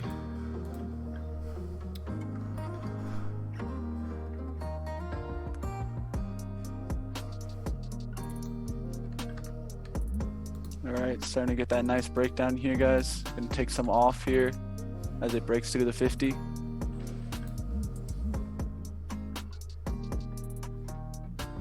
So I just caught a little bit of VA here on this breakdown.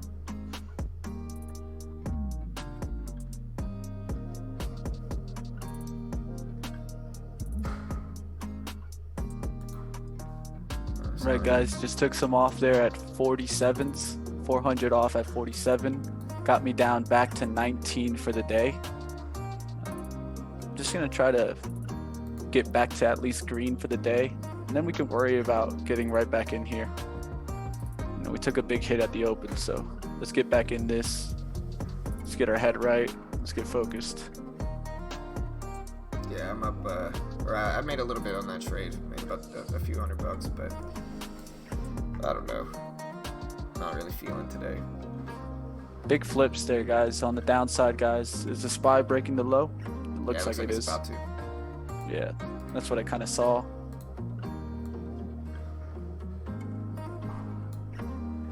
Yeah, UA looks, the ones that look weak, John, are the airlines. I'm seeing the airlines look really weak, like straight down, majority of.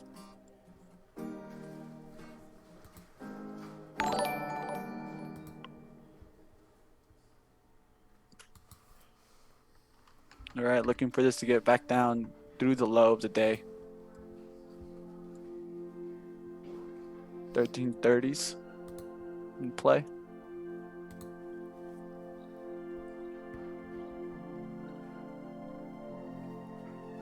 All right, I think we might get a V WAP bounce here, so I might take it off and just get back into trade. Trying to see if it's gonna bounce or not. See if there's any buyers. A big bounce in the market itself.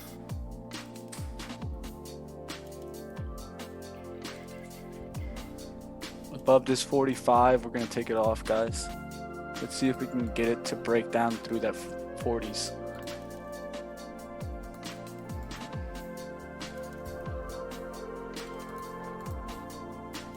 All right, it's testing 47s.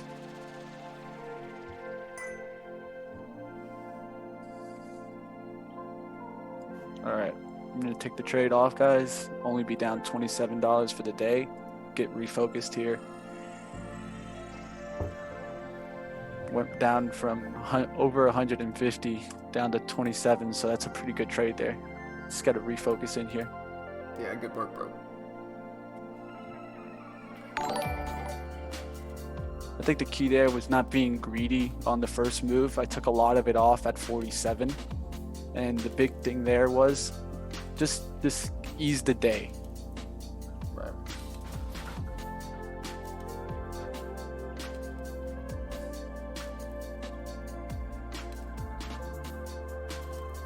Now I need to see the SPY break the low, and I might even scalp the low that they break down on CNK.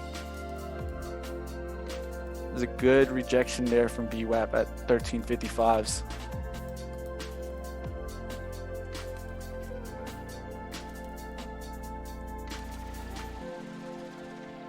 There you go. This is the kind of move that I was really kind of more seeing, but it's okay. We had to limit the day. Why? Because we risked way too much early. This can happen to a lot of traders.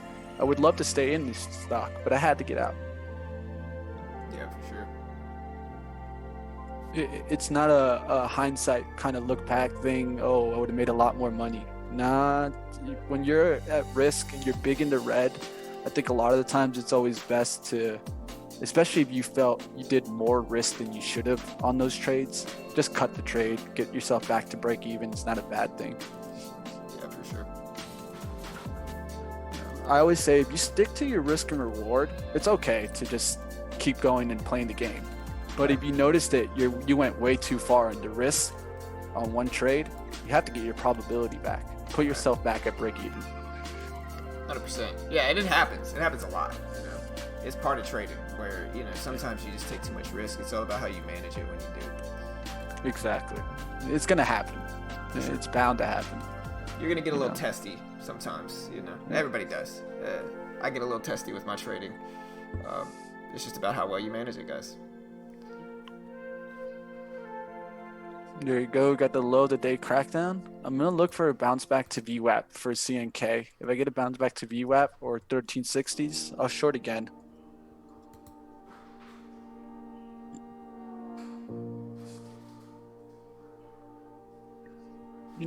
What kind of led me to believe that this was going to continue down was really the other stock in the same sector, which was AMC.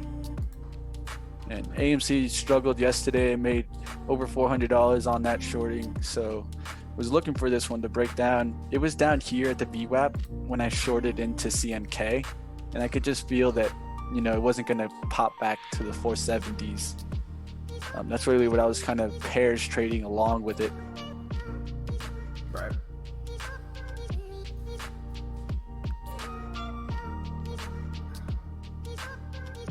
Consumer cyclical down big in broadcasting and resorts and casinos. So look for LVS, MGM to show weakness, CZR. Those are all retail stock, not retail, resorts and casino stocks. Penn, you can look at PENN. Look at those. Those are all down big today. Why? Because the index is also leading them down too. Cyclical's down 3.25% and down 20 points from the open. The other one that's down big from the open would be healthcare. Healthcare is down 30 points from the open. So you could look at some healthcare stocks. This is one I thought about. SEM. Might take 100 shares with this. Here's the SPY ripped up and then just took a huge drop back down, like a big drop back down. It just kind of crashed back down. And so it's testing the VWAP now, but look at that wick on the SPY. Big wick. Now it's coming back up, so tough day so far, very sideways. But I'm down less than $200, and it's a relatively small day for me lately. And so we'll see what happens here. But it's certainly, like I said, like I sorry, losing my voice a little bit. Like I kind of predicted, it's gonna be a little bit of a transitionary day for me for sure. Short SEM. Yeah, this is my P&L right now. I'm down 177, which is fairly light, acceptable, I think. Amazon doesn't look too bad. It just depends on what the market does here. But until the market picks up any type of range, I'm going to just not trade.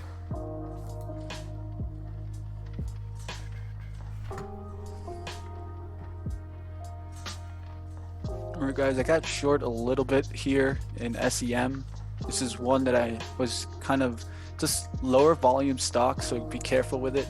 But I did look this one up pre-market, had the idea of the healthcare coming down. So with it holding VWAP as well as it did, I'm looking for a nice VWAP rejection here and for it to break down completely.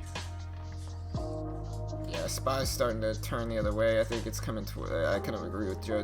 It's kind of heading towards 286, and that might cause some good long plays here. If we can kind of anticipate that the SPY is going to squeeze up, that might give us some good opportunities, but it all depends on what we think the market's actually going to do here.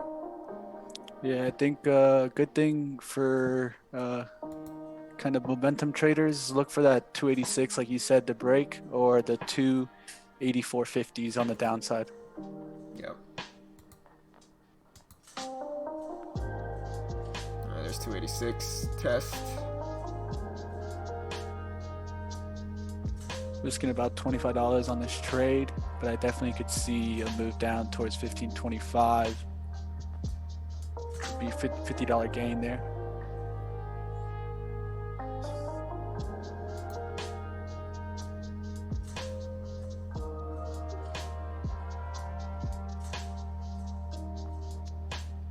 There you go, pressure getting put on.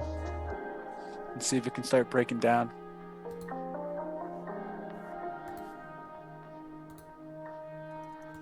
If it breaks 70s, I'm gonna add 100, guys.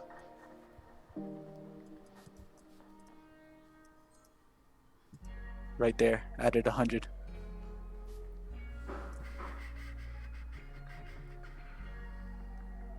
Looking for a momentum move down to take a half of it off.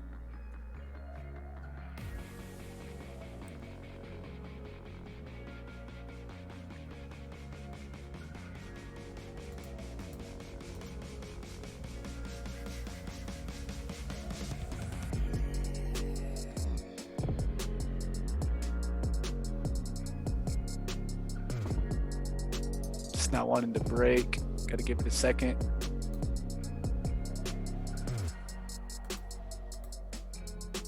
There you go, 72s on the bid, or on the ask.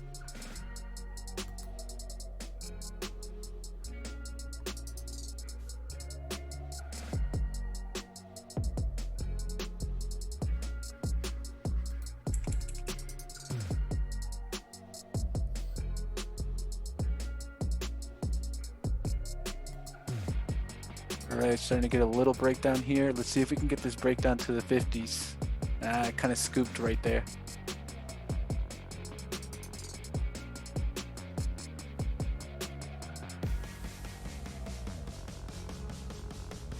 Might have to take it off. I feel like my entry's a little bit low here.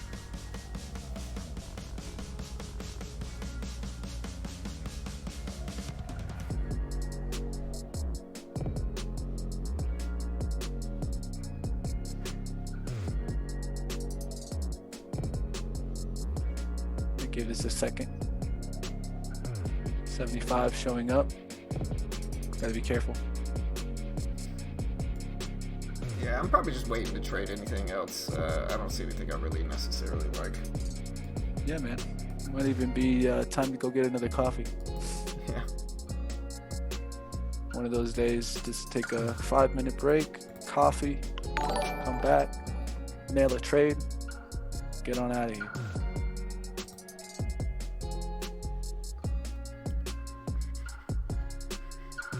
Alright guys, don't really want to see this one past 80 here. Wanted to reject 80. Above 80s, I'm just going to get out and look to get back in it. Keep the loss small at first.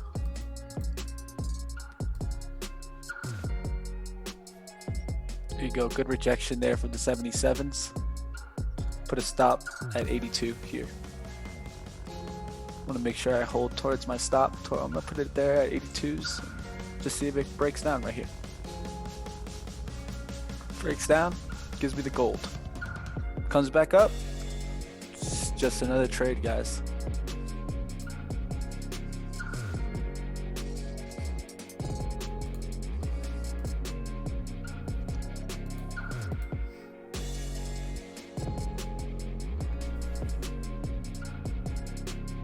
So you get a little breakdown there.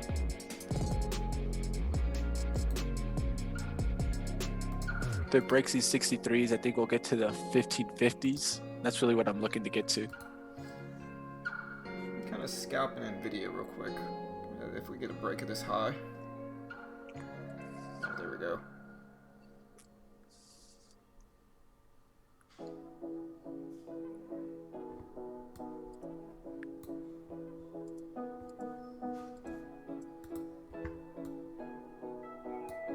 There you go, getting a little breakdown there.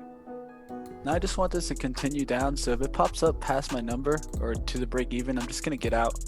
But I want this to break down towards the 1550 here.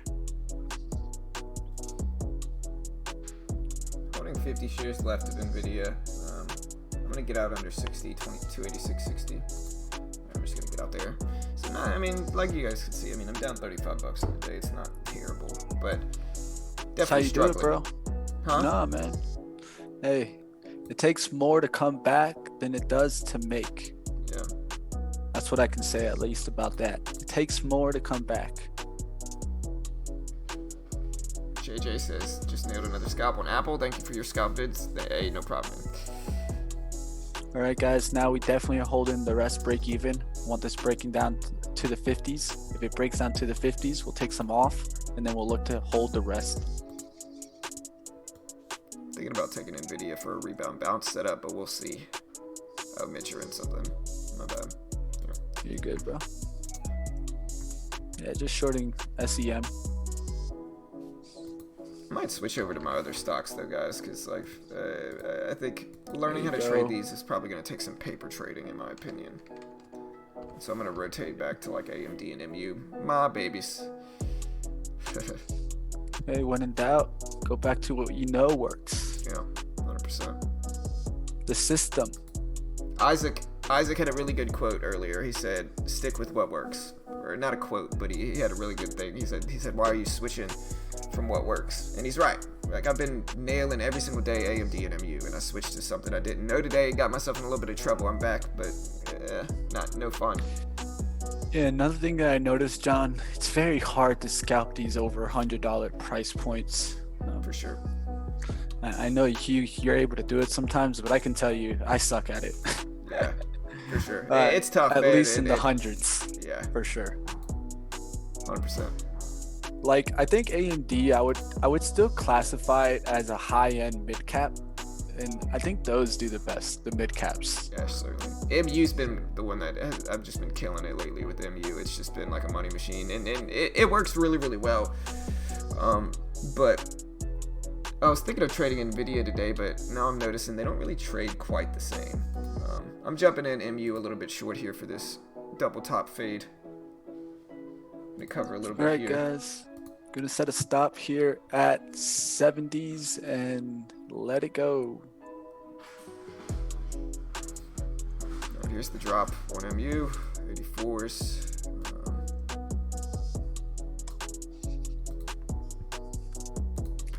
I'll leave the chart on the left with SEM if you guys are looking at mine. I don't know. I just put mine up, but you've been up most of the time. Nice. Okay, guys. Could get a low of the day breakdown in FLIR. Whew. Man, that is how you come back from $300 in losses very quickly. I'm up a whopping. Sorry, I just got out of mine on MU. I'm up a whopping 25 cents on the day. Flexing on people with my trading profits. That's right. Ugh. Man. All right, guys. FLIR at the bottom of the low of the day. Thinking about scalping this one, but it would have been intense there. I would have got in there at 28s. Tomorrow, can it be a minus question? Yeah, tomorrow I'll ask you some subtraction, buddy. That's right. Alright, I'll put you back up. Minus is subtraction, buddy. See, my son knows how to do math, but he doesn't know what they're called. All right, guys. Looking for drops now. Looking for drops. Looking for stocks at V WAP.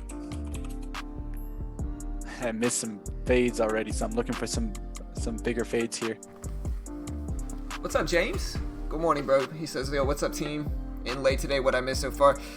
You missed me taking some big swings and Mitch taking some big swings, and then both of us rebounding. Hey, I appreciate the $2 donation, Isaac. Shout out to Isaac with the $2 dono. But yeah, you basically missed me going big on Boeing and Nvidia, losing 300 and something bucks, and then coming all the way back from it. I'm up 25 cents on the day, balling out of control now. Yeah. Still in SEM, guys. Seeing it break down to the 1530s. 1505 would get me out. That would be the low of the day, and we could take like $60, $80 on this trade. Wouldn't be mad at all. Everything looking pretty weak now. Yeah. Including the market. RCL doesn't look too bad. It had 3 touches at VWAP, but I don't think it comes back to VWAP. Maybe 43, but from that point on, I don't think it's coming back. Car already broke down. HTZ broke down big. Let's look at my other stock that I was trading earlier today.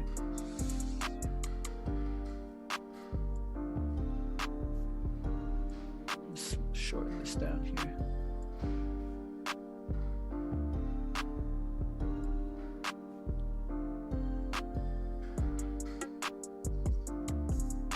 All right, guys, now down to 1526 on SEM.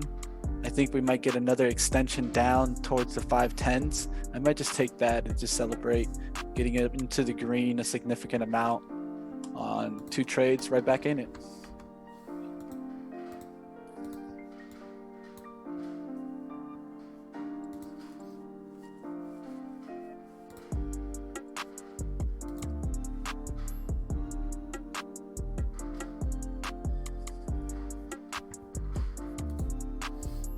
The financials were good pop short. Those things popped right out the open and they just got hit hard.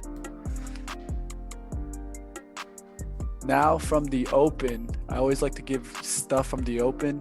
From the open, we are down the most in healthcare, followed by industrials, and then in third place downwards would be technology. Nothing from the open went green. I can tell you that at least from my indexes. Here's 5/10s. We're going to show up here for SEM. We're going to go ahead and try to cover here as it breaks through that.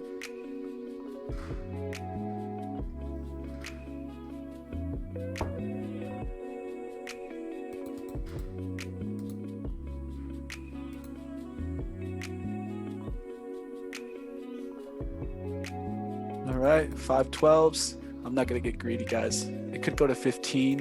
And what's that more? $12. I'll pass on trying to get $12 more. I'll take it off there.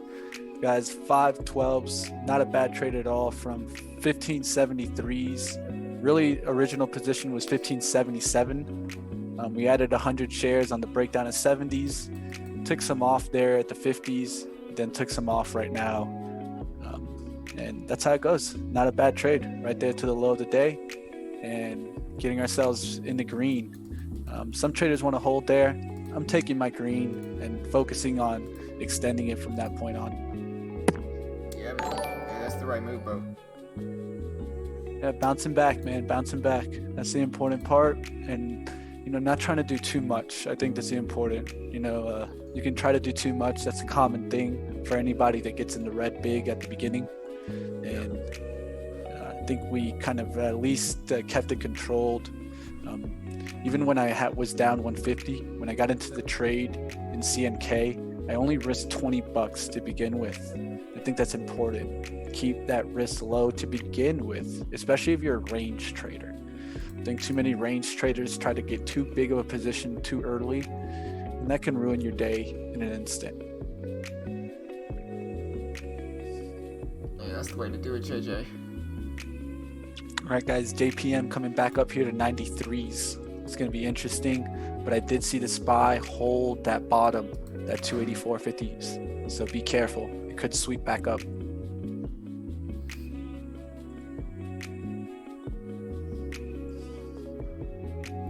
Yeah, it held those 284.50s way too well.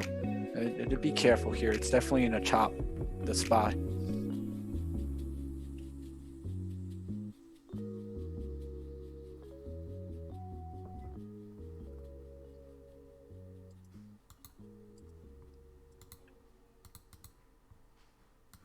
I'll look for SEM to come back to V WAP later on in the day. I'm even going to set an alert. Sorry, bro. No, you're good. I'm shorting Zoom here, guys. I might stick with Zoom. I like the way Zoom's moving. I'm catching the previous closing price break here for the scalp. We're going to look for that area to hold as resistance, and now I can just keep the previous closing price here on Zoom as my risk. Only holding 100 shares left.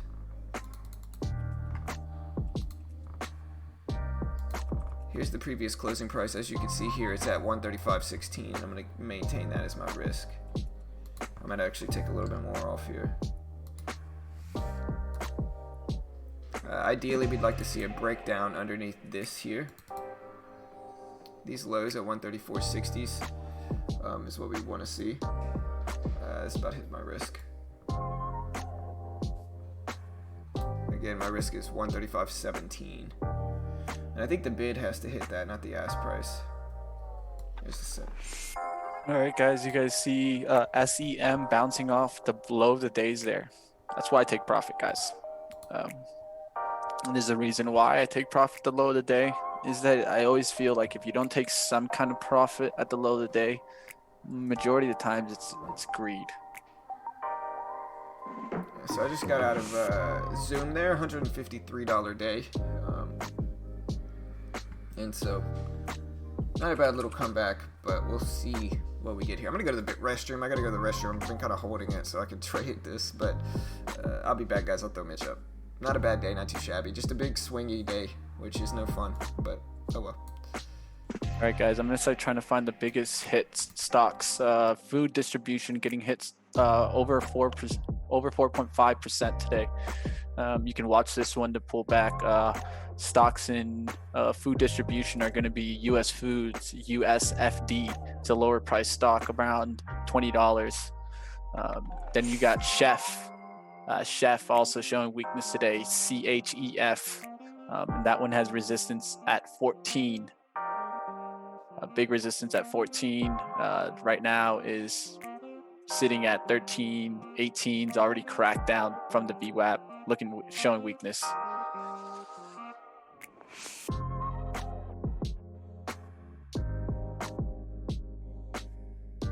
Let's see what else we got here. Farm products down also a significant amount. I don't really like these charts. They're a little bit tighter. But let me look at what else we got here. Communication services. That's not big down. I'm looking for big down.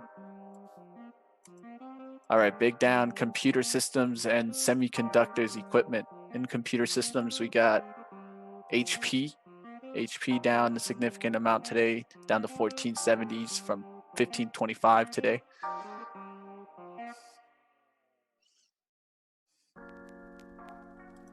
PSTG, Pure Storage. I might look at this one. This one faded already, but I like it.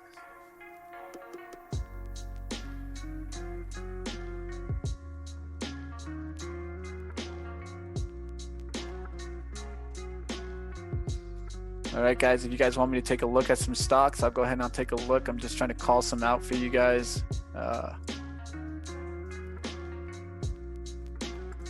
Look for maybe MBOT crashing today. It's way too low volume. I wouldn't trade it. SEM might crack 15s and keep going down, guys. Definitely JetBlue going down today, guys.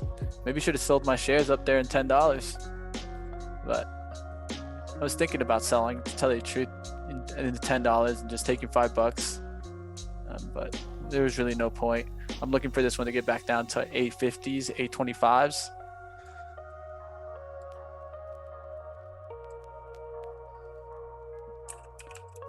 How's the strong stocks? Peloton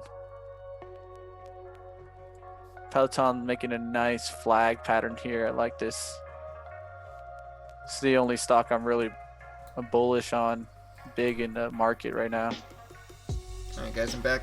Remember, guys, hit that subscribe button. We do this live for free every single weekday morning right here on YouTube. So if you haven't already, smash that like and subscribe button, team. We do this live for free every single day. Remember to hit the bell if you want a notification. We do this live for free every weekday morning right here on YouTube. So if you want to get an alert every single time we put this live stream on and go live, which is again every weekday morning, hit that bell. Click the bell next to the subscribe button. Peloton looking strong today, guys. If you want to keep an eye on that one, huge resistance below it at 30. Man, I wish I would have seen this one out the gates. It went down towards the low of 30.70. I actually wanted to buy it at 31 today. Should have put my Robinhood order out. Yeah, Ebro, I have one mouse that controls all my monitors. Like to see a pullback in this one, get down below again towards 3150s, and then I could think it scoops up through the 3170s and 32s.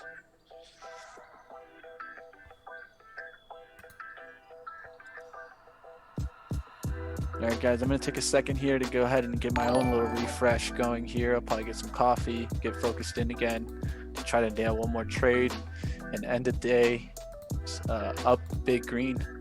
So now we're up about 60 a little bit under 60 bucks, 53 bucks here. So we're going to be trying to get ourselves up, maybe make another $60, $80 win, get us up over $100 for the day.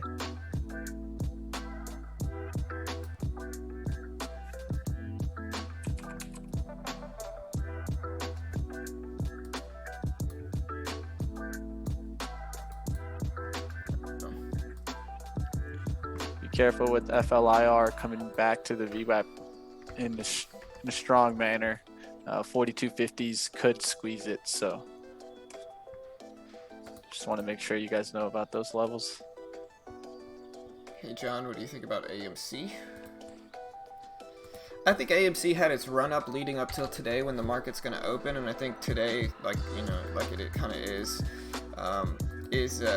it's going to go back down to where it should be. I tend to agree with Mitch long term that AMC is going to go down eventually, but I think that the opportunity for AMC was a week ago whenever they announced that they were going to open the economy back up. And if you look at where it started, like AMC was at $3 on the 27th, and since then it has ripped up all the way to, up to 570s at one point. But again, I think that now that if the economy's opening back up, I think it's just going to start heading back down, as I think the long-term fundamentals are bad.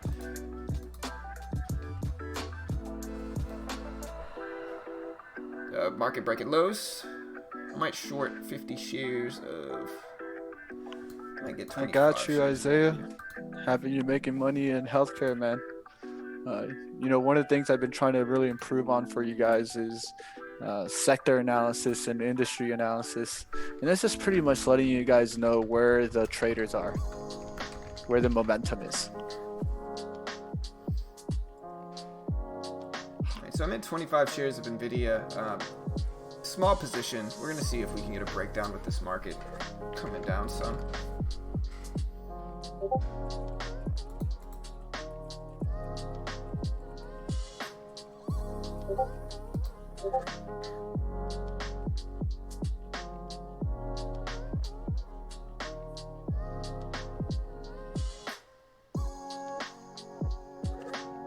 Probably gonna get out here. I'm right on the cusp of where I should exit this one. And again, I'm specifically watching the market. This bounce in the market is worse for my position here, but it's such a small position. I'm trying to be patient with it, see if that 285 level will hold. So I guess I'm waiting for. But the market's so choppy today, guys. It's just difficult to predict. I'm going to get out. I saw a big squeeze in the market, so a very small loss, like a $20 loss. But I see a big squeeze in the market, which should rip this one up. Market needs to start picking a trend. I mean, it's just super choppy today. It's going up and then back down. It's kind of fulfilling the entire range.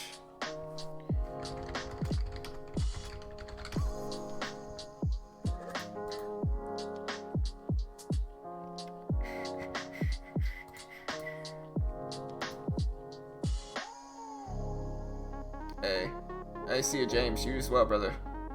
Hey, later, dude.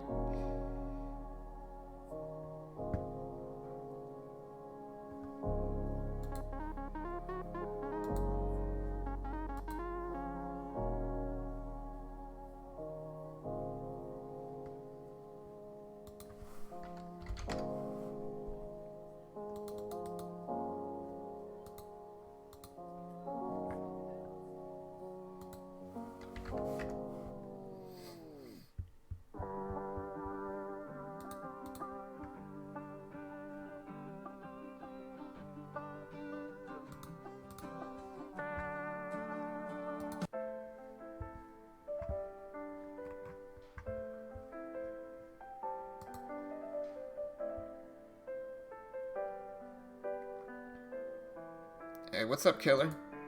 What's up, Hero? Hope you're doing well, dude. I might jump back in NVIDIA with 25 shares here. I'm trying not to be stubborn with it. I'm just anticipating that the market actually maintains a downward trend now, which we might not get.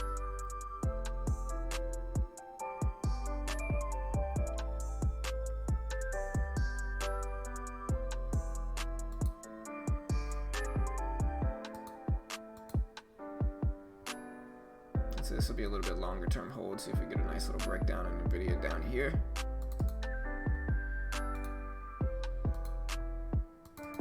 Ideally, this is what we want to see. This 50 level break. About break even in the trade.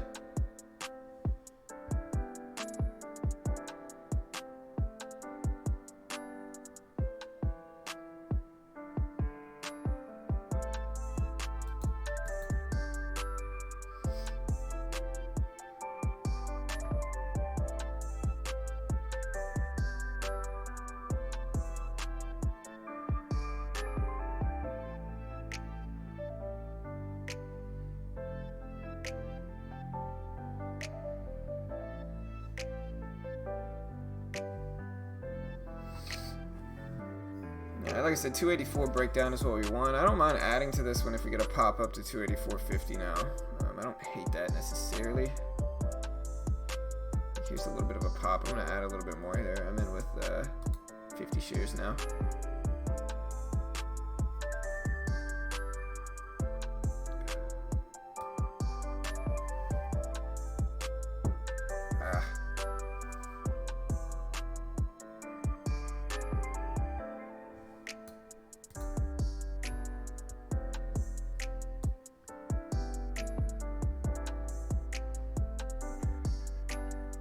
Gotta watch this one if it breaks 284.50.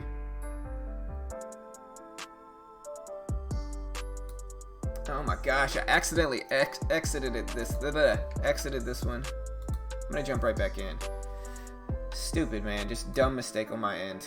My hand was over the cover button, and so I was trying to be safe by holding it like this, but just dumb mistake by me.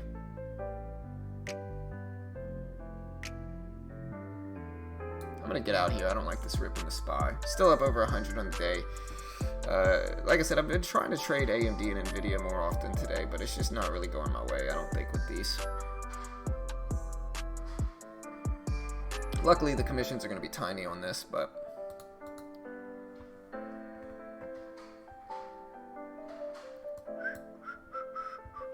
SPY is too sideways. Like, if we look at the SPY, if you want to see why I'm struggling today, this is why. Look at the SPY today, guys. Look at this. If this isn't the most sideways looking choppy market I've ever seen, it's a Friday. But this is the trend we're getting right now.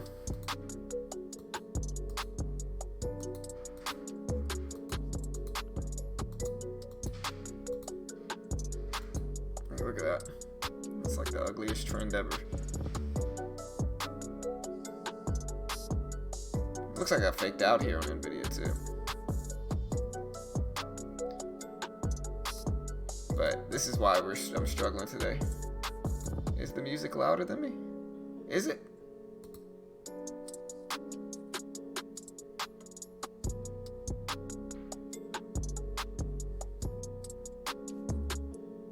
No, music's good. Okay. I just checked for you. It wouldn't be a stream if we didn't have somebody complaining about the music. Nvidia faked me out, guys. It faked me out. Dang it. It's a tough day, man. Tough day at all. Yeah. I look at the indexes and most of them chop. Yeah. I'm just happy it's a green day, but it's a tough day. It's an unnecessarily tough day. I think the resorts are really struggling. Why I say this is because in real estate, the biggest down industry today is RET, which is the RETs of the hotel and motels. And then you look also, we saw that the resorts and gaming were down big, also leading that industry. So that just shows you, hey, resorts are getting hit hard. Maybe Hilton getting hit hard today. Let me check it out.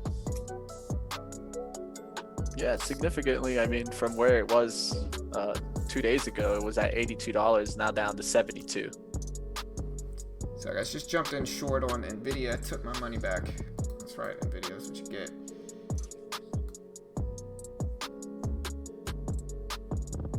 Come on, let's break down a little bit further, Nvidia.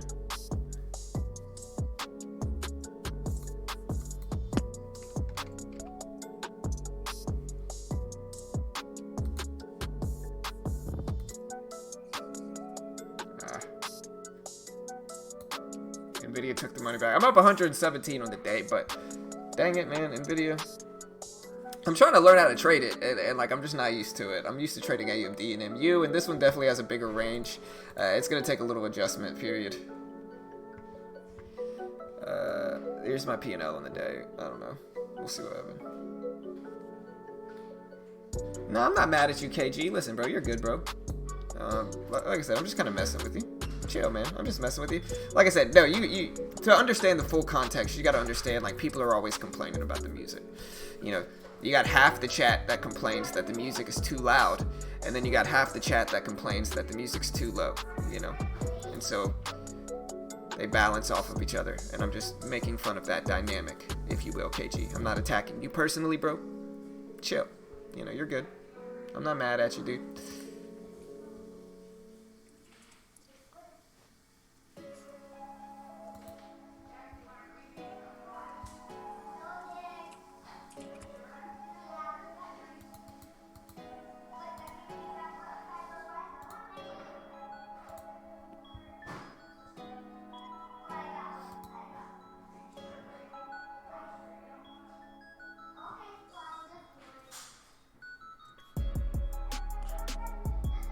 All right, time to catch up with the chat a little bit. I got you guys. What's going on, guys? How we doing out there? How's the trading going? I know a lot of you traders were able to catch some early trades, and hope you guys are doing better than us. You know, we're going up and down today. Yeah. The battle is real. Yeah. We'll go ahead and keep battling. That's what we always do, guys. That's what we really try to show you.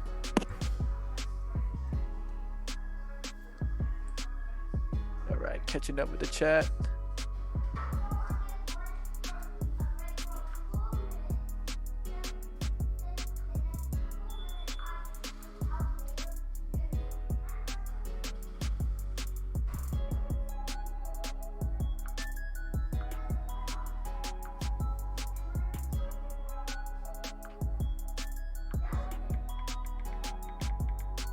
Is there news we might be waiting on? Too Fast said. I think it's more along just a slow point, consolidation point in the SPY. You know, a lot of people were even thinking this week that we'd break 300. So.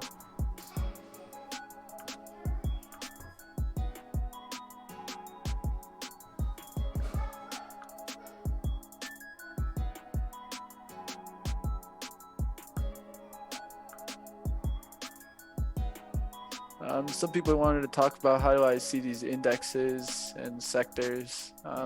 You can see them on a lot of different platforms. You just got to kind of adjust to it. Thinkorswim will have it. I use TC to find them. But you can find plenty of different services that provide you that. Trade Ideas. Trade Ideas has one, I know that. They have a really good one. They have like heat maps and stuff like that. So KG, stop complaining, bro.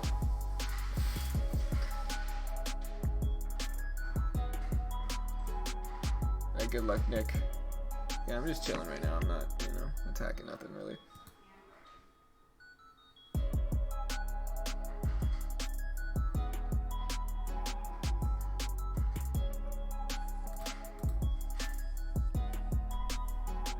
All right, some cyclicals coming back here. I'm gonna go ahead and focus on them. See what's moving with it. Resorts and casinos coming back. Let's see that. LVS, there you go. Penn. Penn still down. LVS is at V WAP. MGM maybe working its way up. Yeah, the SPY itself's ripping up here.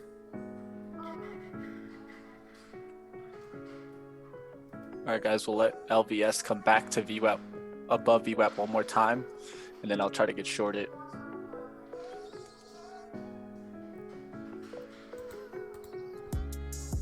Wait, got a second though, guys.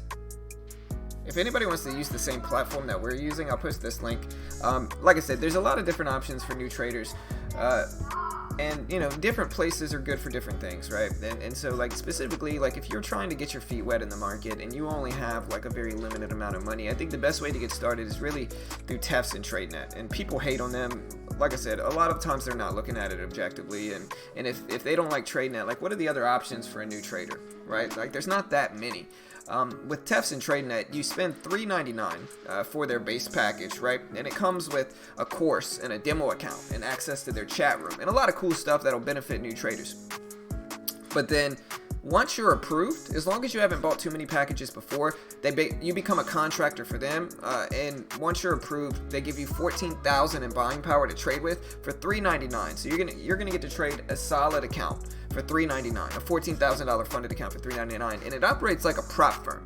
And so there's like a 70-30 profit split. There's a max loss of 700 with the base package. And so basically you take that 14K, if you could turn it into 15K, there's a 70-30 split. So they're gonna keep 300 of that. But again, for $3.99, you're getting a ton of buying power. There's no PDT rule, and you can actually short stocks. And it comes with a course and a demo account and access to their chat room and just a lot of cool stuff for new traders. And I think that's the cheapest way to get started. And if you really think about it, most new traders end up losing. Most new traders just lose. It's just what happens. I'm not saying you're going to lose. I'm saying you're probably going to lose. And it's just part of it. And to be fair, you're probably going to lose your TradeNet and TEFs account as well, because you're probably just going to lose any first account that you have. I don't care what the gurus say, right? But it's a lot cheaper to lose a $3.99 account than it is to save up thousands and thousands of dollars and risk that. Because a lot of the time you're just going to end up losing thousands if that's what you choose to trade with, and that's how expensive your first account is. And so in that regard, I think TradeNet and TEFs really shines, and it's just a really cheap way for a new trader to get their feet wet in the market without risking a ton. And again, it allows you to day trade with no PDT rule. The flaws of them, just to be, I try to be honest about everything. The flaws of them is that there's not many penny stocks that are tradable in there. And so if you're specifically, a penny stock trader, you're not going to have a good time finding stocks. There's not going to be that many. But if you're a mid and high cap stock trader like me, I think it makes a lot of sense for new traders. And it's just a way to eliminate some of the risk when you first get started in the market. And again, technically it's an educational package. And so it's a course and a demo account and access to the chat room.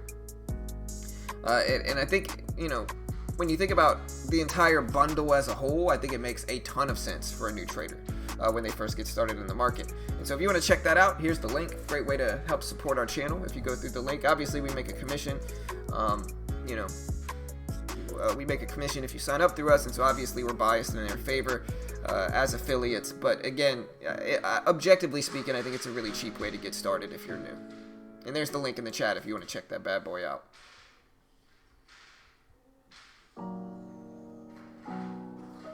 Alright guys, I'll definitely be looking for another test above V WAP to fail through the 46s on LVS. An important thing might be to look for the SPY to hold the 286. But definitely going to be looking for another short in this environment. We'll see if we get it. Like always guys, hit the like, hit the subscribe. If you hit the bell next to the subscribe button, you'll be alerted every single time we go live. That's very important for you traders so you guys can get the news. I'm always here pre-market. You guys want to go over certain sectors, certain industries, or certain stocks. So definitely hit the subscribe, hit the bell. That way you get to us first.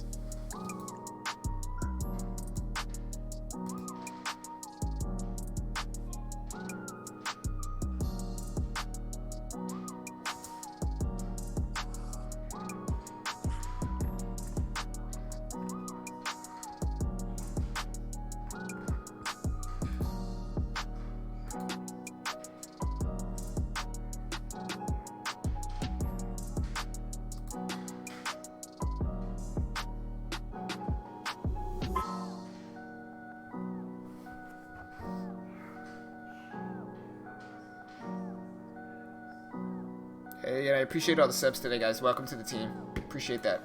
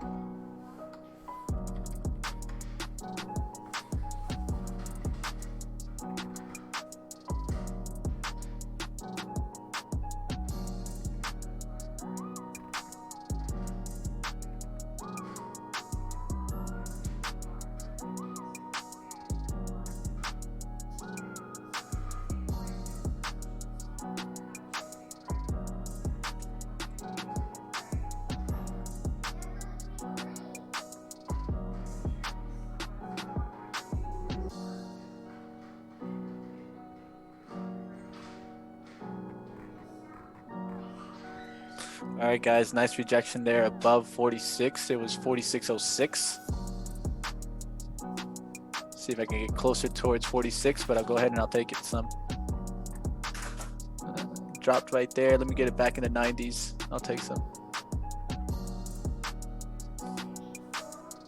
All right, just took a little bit there at 93s. Gonna go ahead and risk off 46.10s.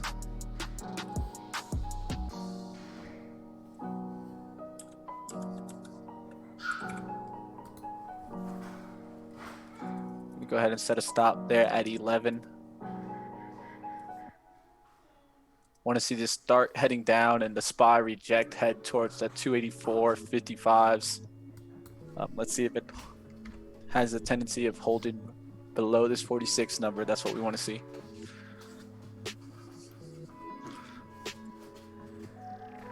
I have the index here to the left, so you guys can watch this one to see if it starts fading. That would be the look that we would want it to be. What are you doing, man? Did you not see me here? We got Carol here, guys. How's it going? All right, guys, that looks great there. You wore an Astros shirt today too. I wore an Astros hoodie. You jocking my style? No way. Jocking my style over here. Carol's jocking my style, guys. Because I'm the coolest guy ever. You know, she knows. She knows. Did you see that? You didn't see me come up here? You didn't hear me? Nah, man. Yeah. You were Came up sneaky. here like a creeper. Yeah, you're Sneaker. creeping over there. All right, guys, this took a little bit more there. Took a little bit more. Now I just got to hold towards the high. No, it's sideways. Sideways for a while. Very nice. Everyone's here. No, here. No, I don't want to bring them on the street too much.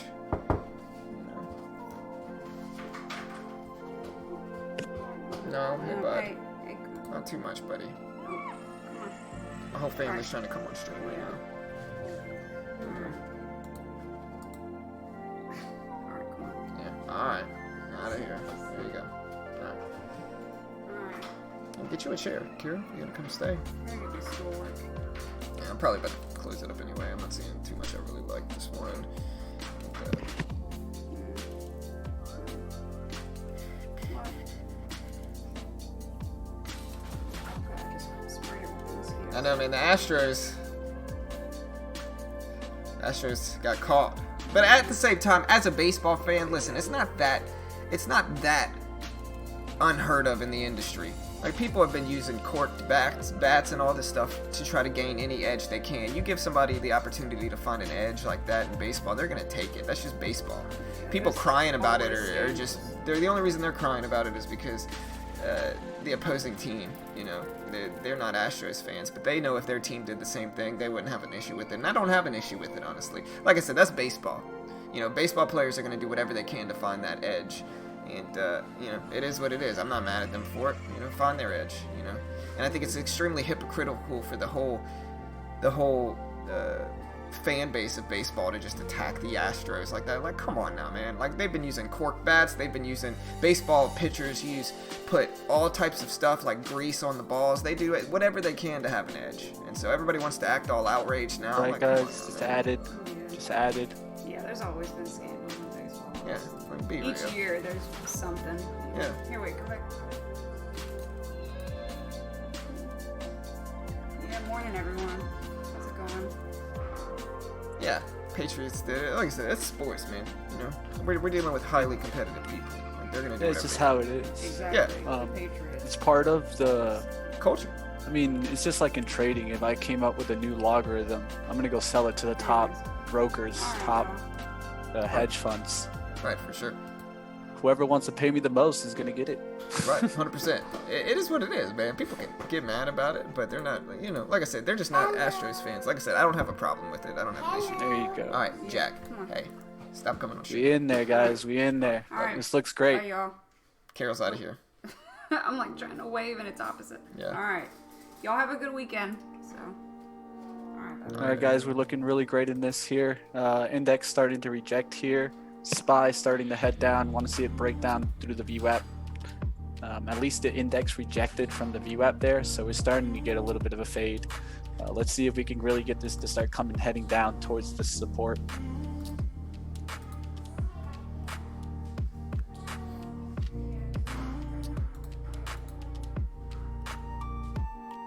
I want to see these 92 holds now.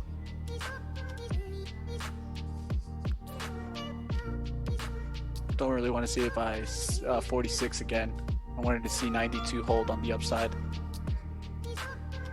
Push down would get us to the 45.70s where we'll take some profit, and then we'll look to let this come down to 45.50s and 45.30s. Yeah, especially on MMA, Dan. I'm definitely for allowing juice in MMA. Just let them do it. Half of them are doing it anyway. Just let them do it. Let them fight. Like, whatever. Let them sign off on it saying, like, they got a liability waiver. Like, let them do whatever they want, man. Like I said. Yeah, Roy's done right. Well, it's one thing. Well, nah, Isaac. It's one thing. Listen. It's one thing to have the team do stuff like that. It's another thing to have the referee completely against the team. Right? That is a different thing. That is a different dynamic there. You know, it's one thing to have the team doing whatever they can. Both teams are doing whatever they can to try to find an edge, right? It's another thing to have what is supposed to be a neutral party going against one of the teams. That's a completely different dynamic, you know.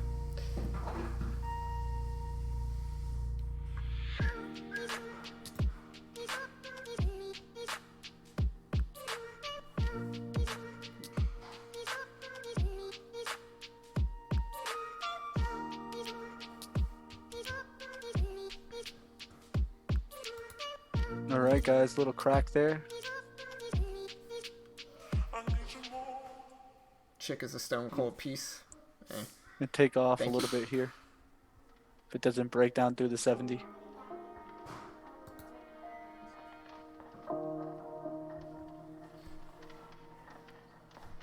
Really don't want it bouncing. Want it to wash out.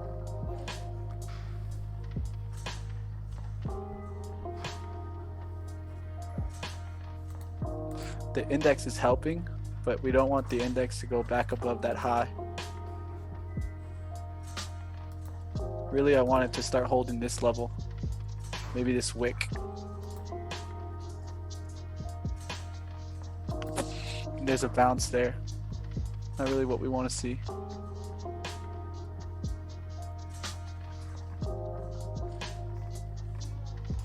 Give it a second here. See if it wants to break down. There you go, looking good. Index leading down, stock coming down also. All right, gonna take a little bit there just to pay ourselves, guys, and just let the rest of it work for the day. Saw it kind of break down there. The SPY holding still above. If I were to see the SPY near the low of the day there, probably would have held and looked for a big crack, but I'm seeing the SPY hold, so I'll take some profit here and then just let the rest of it work.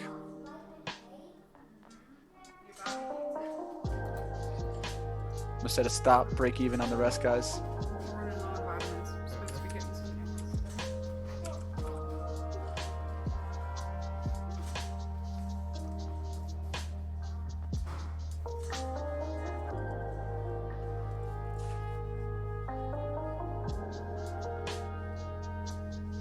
All right, guys, let's see if we can get this to crack through the 70s, get down to the 60s.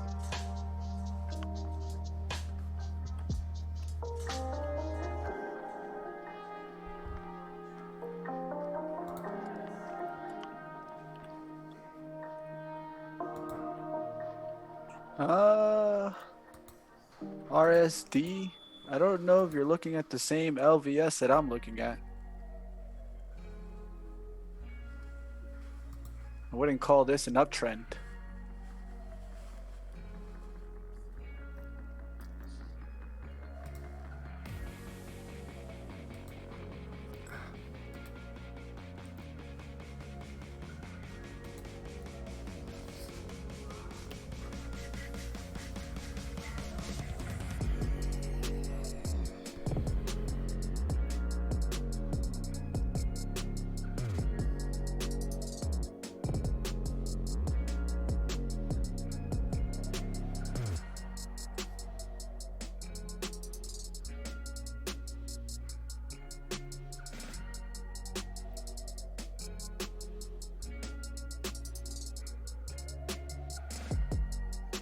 All right, let's see if this cracks down through the 75s and then it gets down towards 45, 50s here.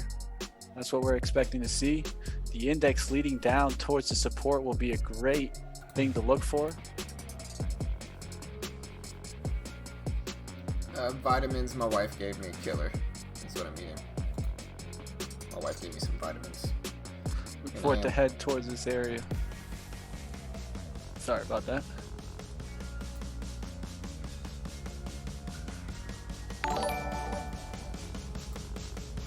Hey, I appreciate the sub, Stuart.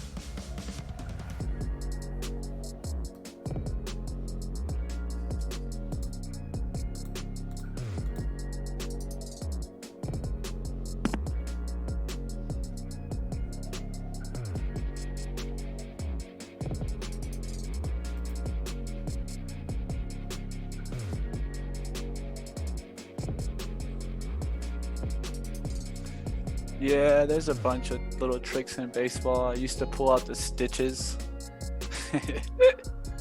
I remember that. They used to give me the game ball, and I was the pitcher. I was like, all right, you want to give me the game ball 20 minutes before the game? Sounds good. I'd pull out the stitches so my curveball could be have a little bit more sharpness to it.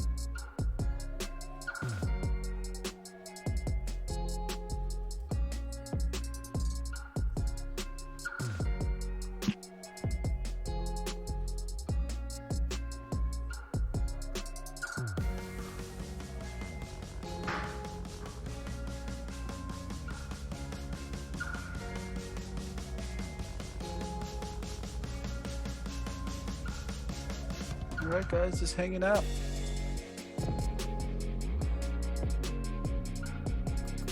Trying to see if this LVS is going to break down through the V WAP. If it gets back above V WAP, we'll go ahead and get out.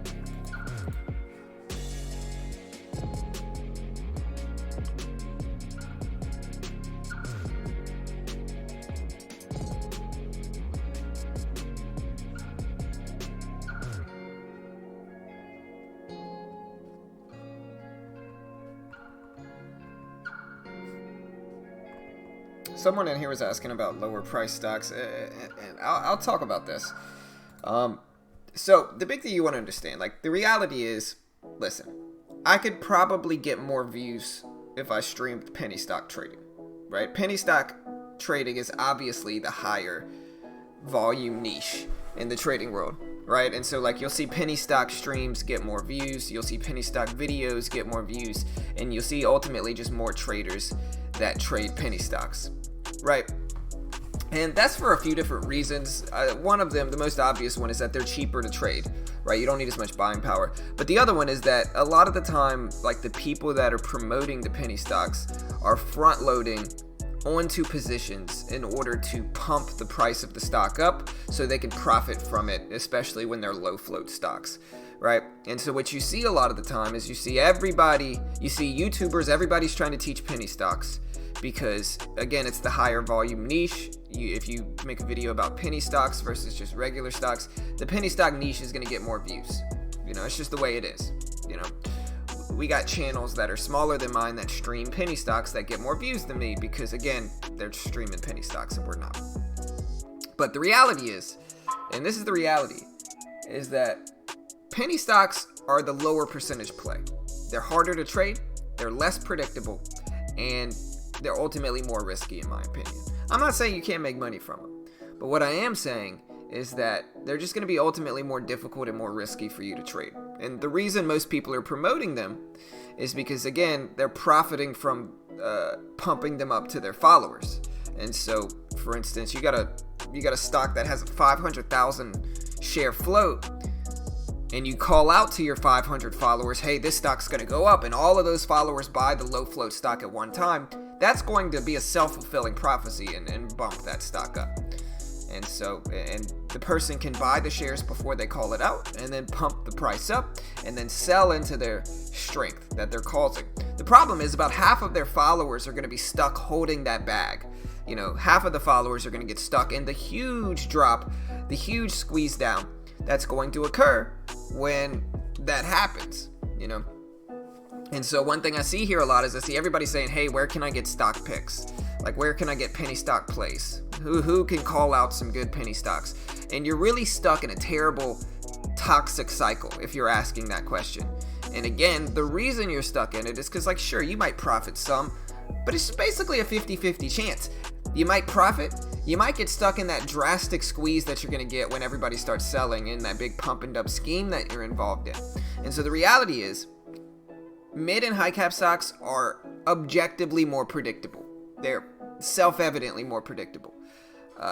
And so, again, you can make money with penny stocks, but the reality is that they're harder to trade, and of course, they have more people that trade them here on YouTube because you got penny stock gurus driving Lamborghinis, flashing mansions, and fake money at you, right? And so, of course, people have that dream of, I'm going to become a penny stock millionaire, and I'm going to take this $2,000 and I'm going to turn it into $500,000 in a year because I follow this guru, right? That's not going to happen, guys. The only people that claim that happens are usually people that are selling stuff. And so the reality is, it's a harder niche, it's a harder style of trading that you're probably going to lose with. And in the end, you got to see it for what it is, which is, that's the culture of it, and so it is what it is. Like I said, you can make money with penny stocks. I'm not going to say you can't, but it's a harder niche in the market for sure. It's definitely more random, is what I mean by that. Yeah, definitely, man. You guys definitely I got stopped out there. I had set a stop there at 90 when I went to the restroom right quick. Came back, saw that pop to 95. Got stopped out, small gain there. But in the end, it's not a bad thing. I put myself, I added. And one of the major things I didn't want to do is let this one get right back to 46 tenths. Then lose 20 or 30 cents because you added, got a lower average. But we look for the momentum move. And if we don't get the momentum move, a lot of the times it's going to be better for me to just cut break even than to go ahead and let it go into the risk again, because we were in the green substantially, and you don't want to go ahead and go from big green to big red. Yeah, for sure. And Paul says penny stocks in a group, we could move the stock up. It was crazy. Yeah, for sure. And listen, Mitch and I could probably make a lot of money if we all of a sudden started promoting penny stocks and started trading penny stocks and got involved in that. We could probably make a ton of money just front loading with the following we have. We could easily make tons of money, but I'm not going to be that sleazy guy, man. I'm not going to be that guy, because I think the market's oversaturated with penny stock gurus anyway. Everybody's taking everybody's information and they're just putting it out there. And like I said, it's just a harder percentage play. Like, I could easily, listen, if I wanted to, I could start promoting low float penny stocks and just front loading on Robinhood or Webull. I'm not going to, because I think that is going to get a lot of traders in trouble, and I'd rather just teach people what works for me, what actually works, without needing to pump anything up. But don't get it twisted. If we wanted to, we could switch and start pushing penny stocks and just pump all them up, profit, front load onto those low floaters like everybody else in the niche is doing. But again, we're not going to do that. And like I said, if you're mad at me saying this, and this is the reality, right, guys? If me saying this makes you mad, you need to understand why. And it's hard to give up that dream. Like, you get somebody in the market that tells you, you can take $1,000 and trade penny stocks and turn it into $1 million if you just buy their course and you just kind of live that dream. It may be hard to let that go. It may be hard to be introspective enough to be like, hey, what is this person really trying to do, right? That may be difficult to say, hey, why is this person telling me to buy penny stocks? Why is this person telling me to trade penny stocks? That may be a hard thing to do, right? Because you basically got to give up your dream of being a penny stock millionaire, right? But like I said, it's a low percentage play, and you can trade it and you can refuse to let it go. But the reality is, it's a harder thing to analyze. Like, a penny stock might run up and you'll never see it again. I can back test mid and high caps. I can trade them every day. I can learn how they move, which is what you see me do with MU. With the penny stock, it's not like that, and they're very risky. And yeah, you can make a lot of money. You can also lose a ton of money as well, and they're a little bit more random, in my opinion, because the float's lower. But it is what it is. People have a hard time letting it go because that's what they get introduced with in the market. People get involved with the market. What do you get? You type in how to day trade. What do you see? Right? You see Lamborghinis and mansions and penny stocks, right? But It's just a tougher way to trade, guys. It's just a tougher way to trade. A lot harder too.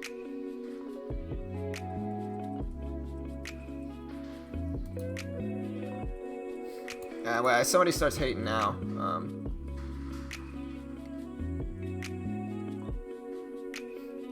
If somebody's hating now, my guess is that they've spent thousands of dollars on a penny stock course. No? And then truth hurts, man. Truth hurts.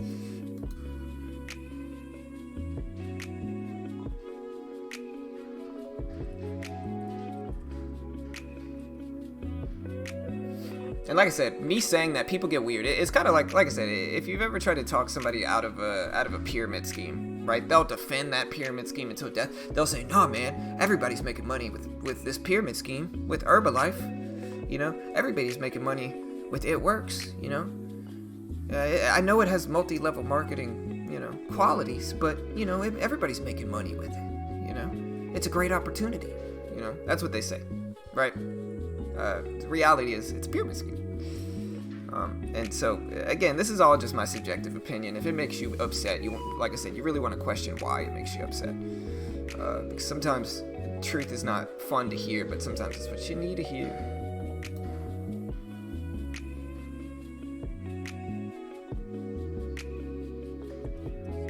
Yeah, we do, Han Solo. We have a great class on showing you how to backtest stocks. Yeah, for sure. Yeah, we got a few classes, I think, on it, if I remember correctly. I'll try to find those and post them.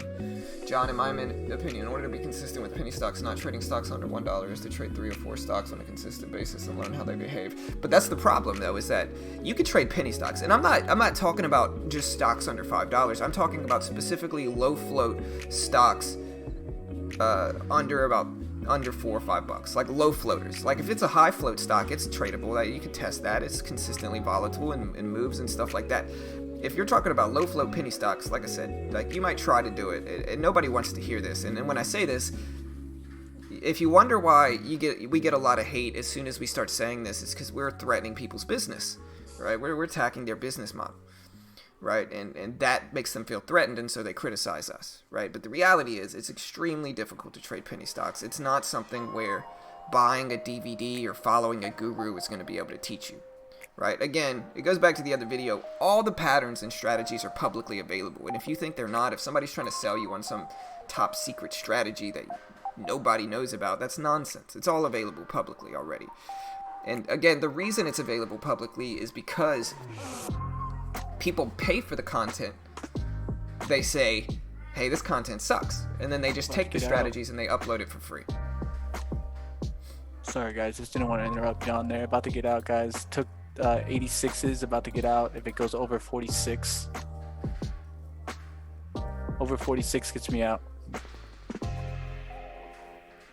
I'm seeing the SPY tank down, and that's what got me interested in this. Seeing the SPY head down towards that 284.50 pricing that I've been talking about. So that's why I took it. Yeah, if you think we're selling anything, friend, you're wrong, bro. We don't sell anything. Like I said, people get so upset when I do this because, like I said, truth is hard to hear. Listen, people can. It's hard for people to look at things objectively, honestly. But yeah. See, look, why are you so mad, friend? My guess is that you've gotten super involved in penny stocks, right? Don't be so mad, man. Oh, truth hurts. Just my thing is, we're looking for consistent strategies, right, guys? If you don't want a consistent strategy, then by all means, that's normal. If that's not what you want, not what you're looking for, then by all means, stick to it. But definitely, I've seen it at least that penny stocks, they aren't consistent. That's the truth. Some will go up, some patterns will work, some patterns definitely won't. All right, guys, about to get out here. It's trying to wick me out here. I'm trying to make sure that it's going to get above 46.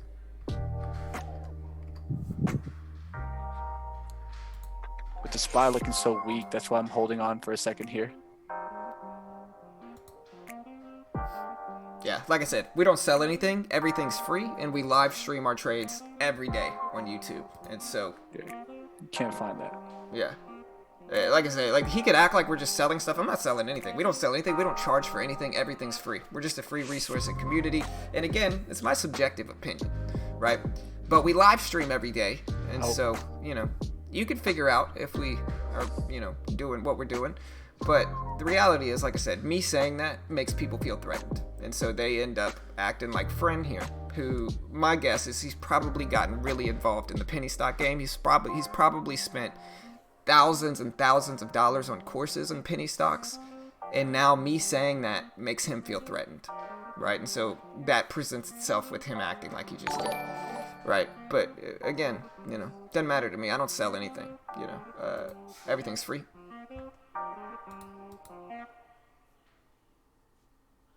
Nobody wants to hear it though.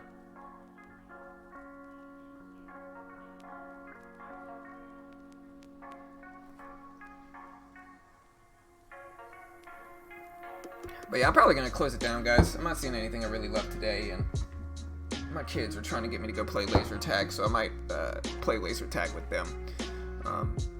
Yeah, not a bad day overall. Bounce back. Great week. And we'll continue working, guys.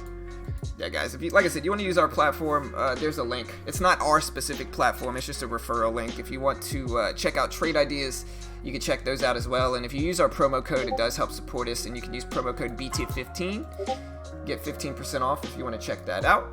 I'll stop being divisive, guys. Yeah, I think we're gonna be doing a live stream, a free live stream video like we did last weekend as well. Did you guys like that? Yeah, right. Exactly, Paul. We're honest and open about everything, and people don't like getting exposed because, again, it threatens their business model, right? A lot of times what happens is it's kind of like I said, it's kind of like if you've ever tried to talk somebody out of a pyramid scheme, right? They end up getting super upset with you, or they end up just desperately defending the pyramid scheme, right? When the reality is it hurts them too much to be introspective enough to be like, hey, maybe I got ripped off a little bit. Maybe I was misled, right? Yep. Happens often. I mean, he said a number of different things. Big. He was just calling us names and just yelling and throwing a fit about what we said. But yeah, guys, like I said, you want to use our platform, there's the link. Good luck in the markets. We will have a class, I'm guessing tomorrow. We'll post it to our Discord, and so if you want to check it out, I'll post this link. Yeah, good luck, guys. Hit that subscribe button. We do this live for free every day. It looks like we've got a new hater today in the chat, and so you gotta love them. Good luck in the market, guys. We'll see you guys tomorrow for our live stream, and have a good day. Have a good one, guys.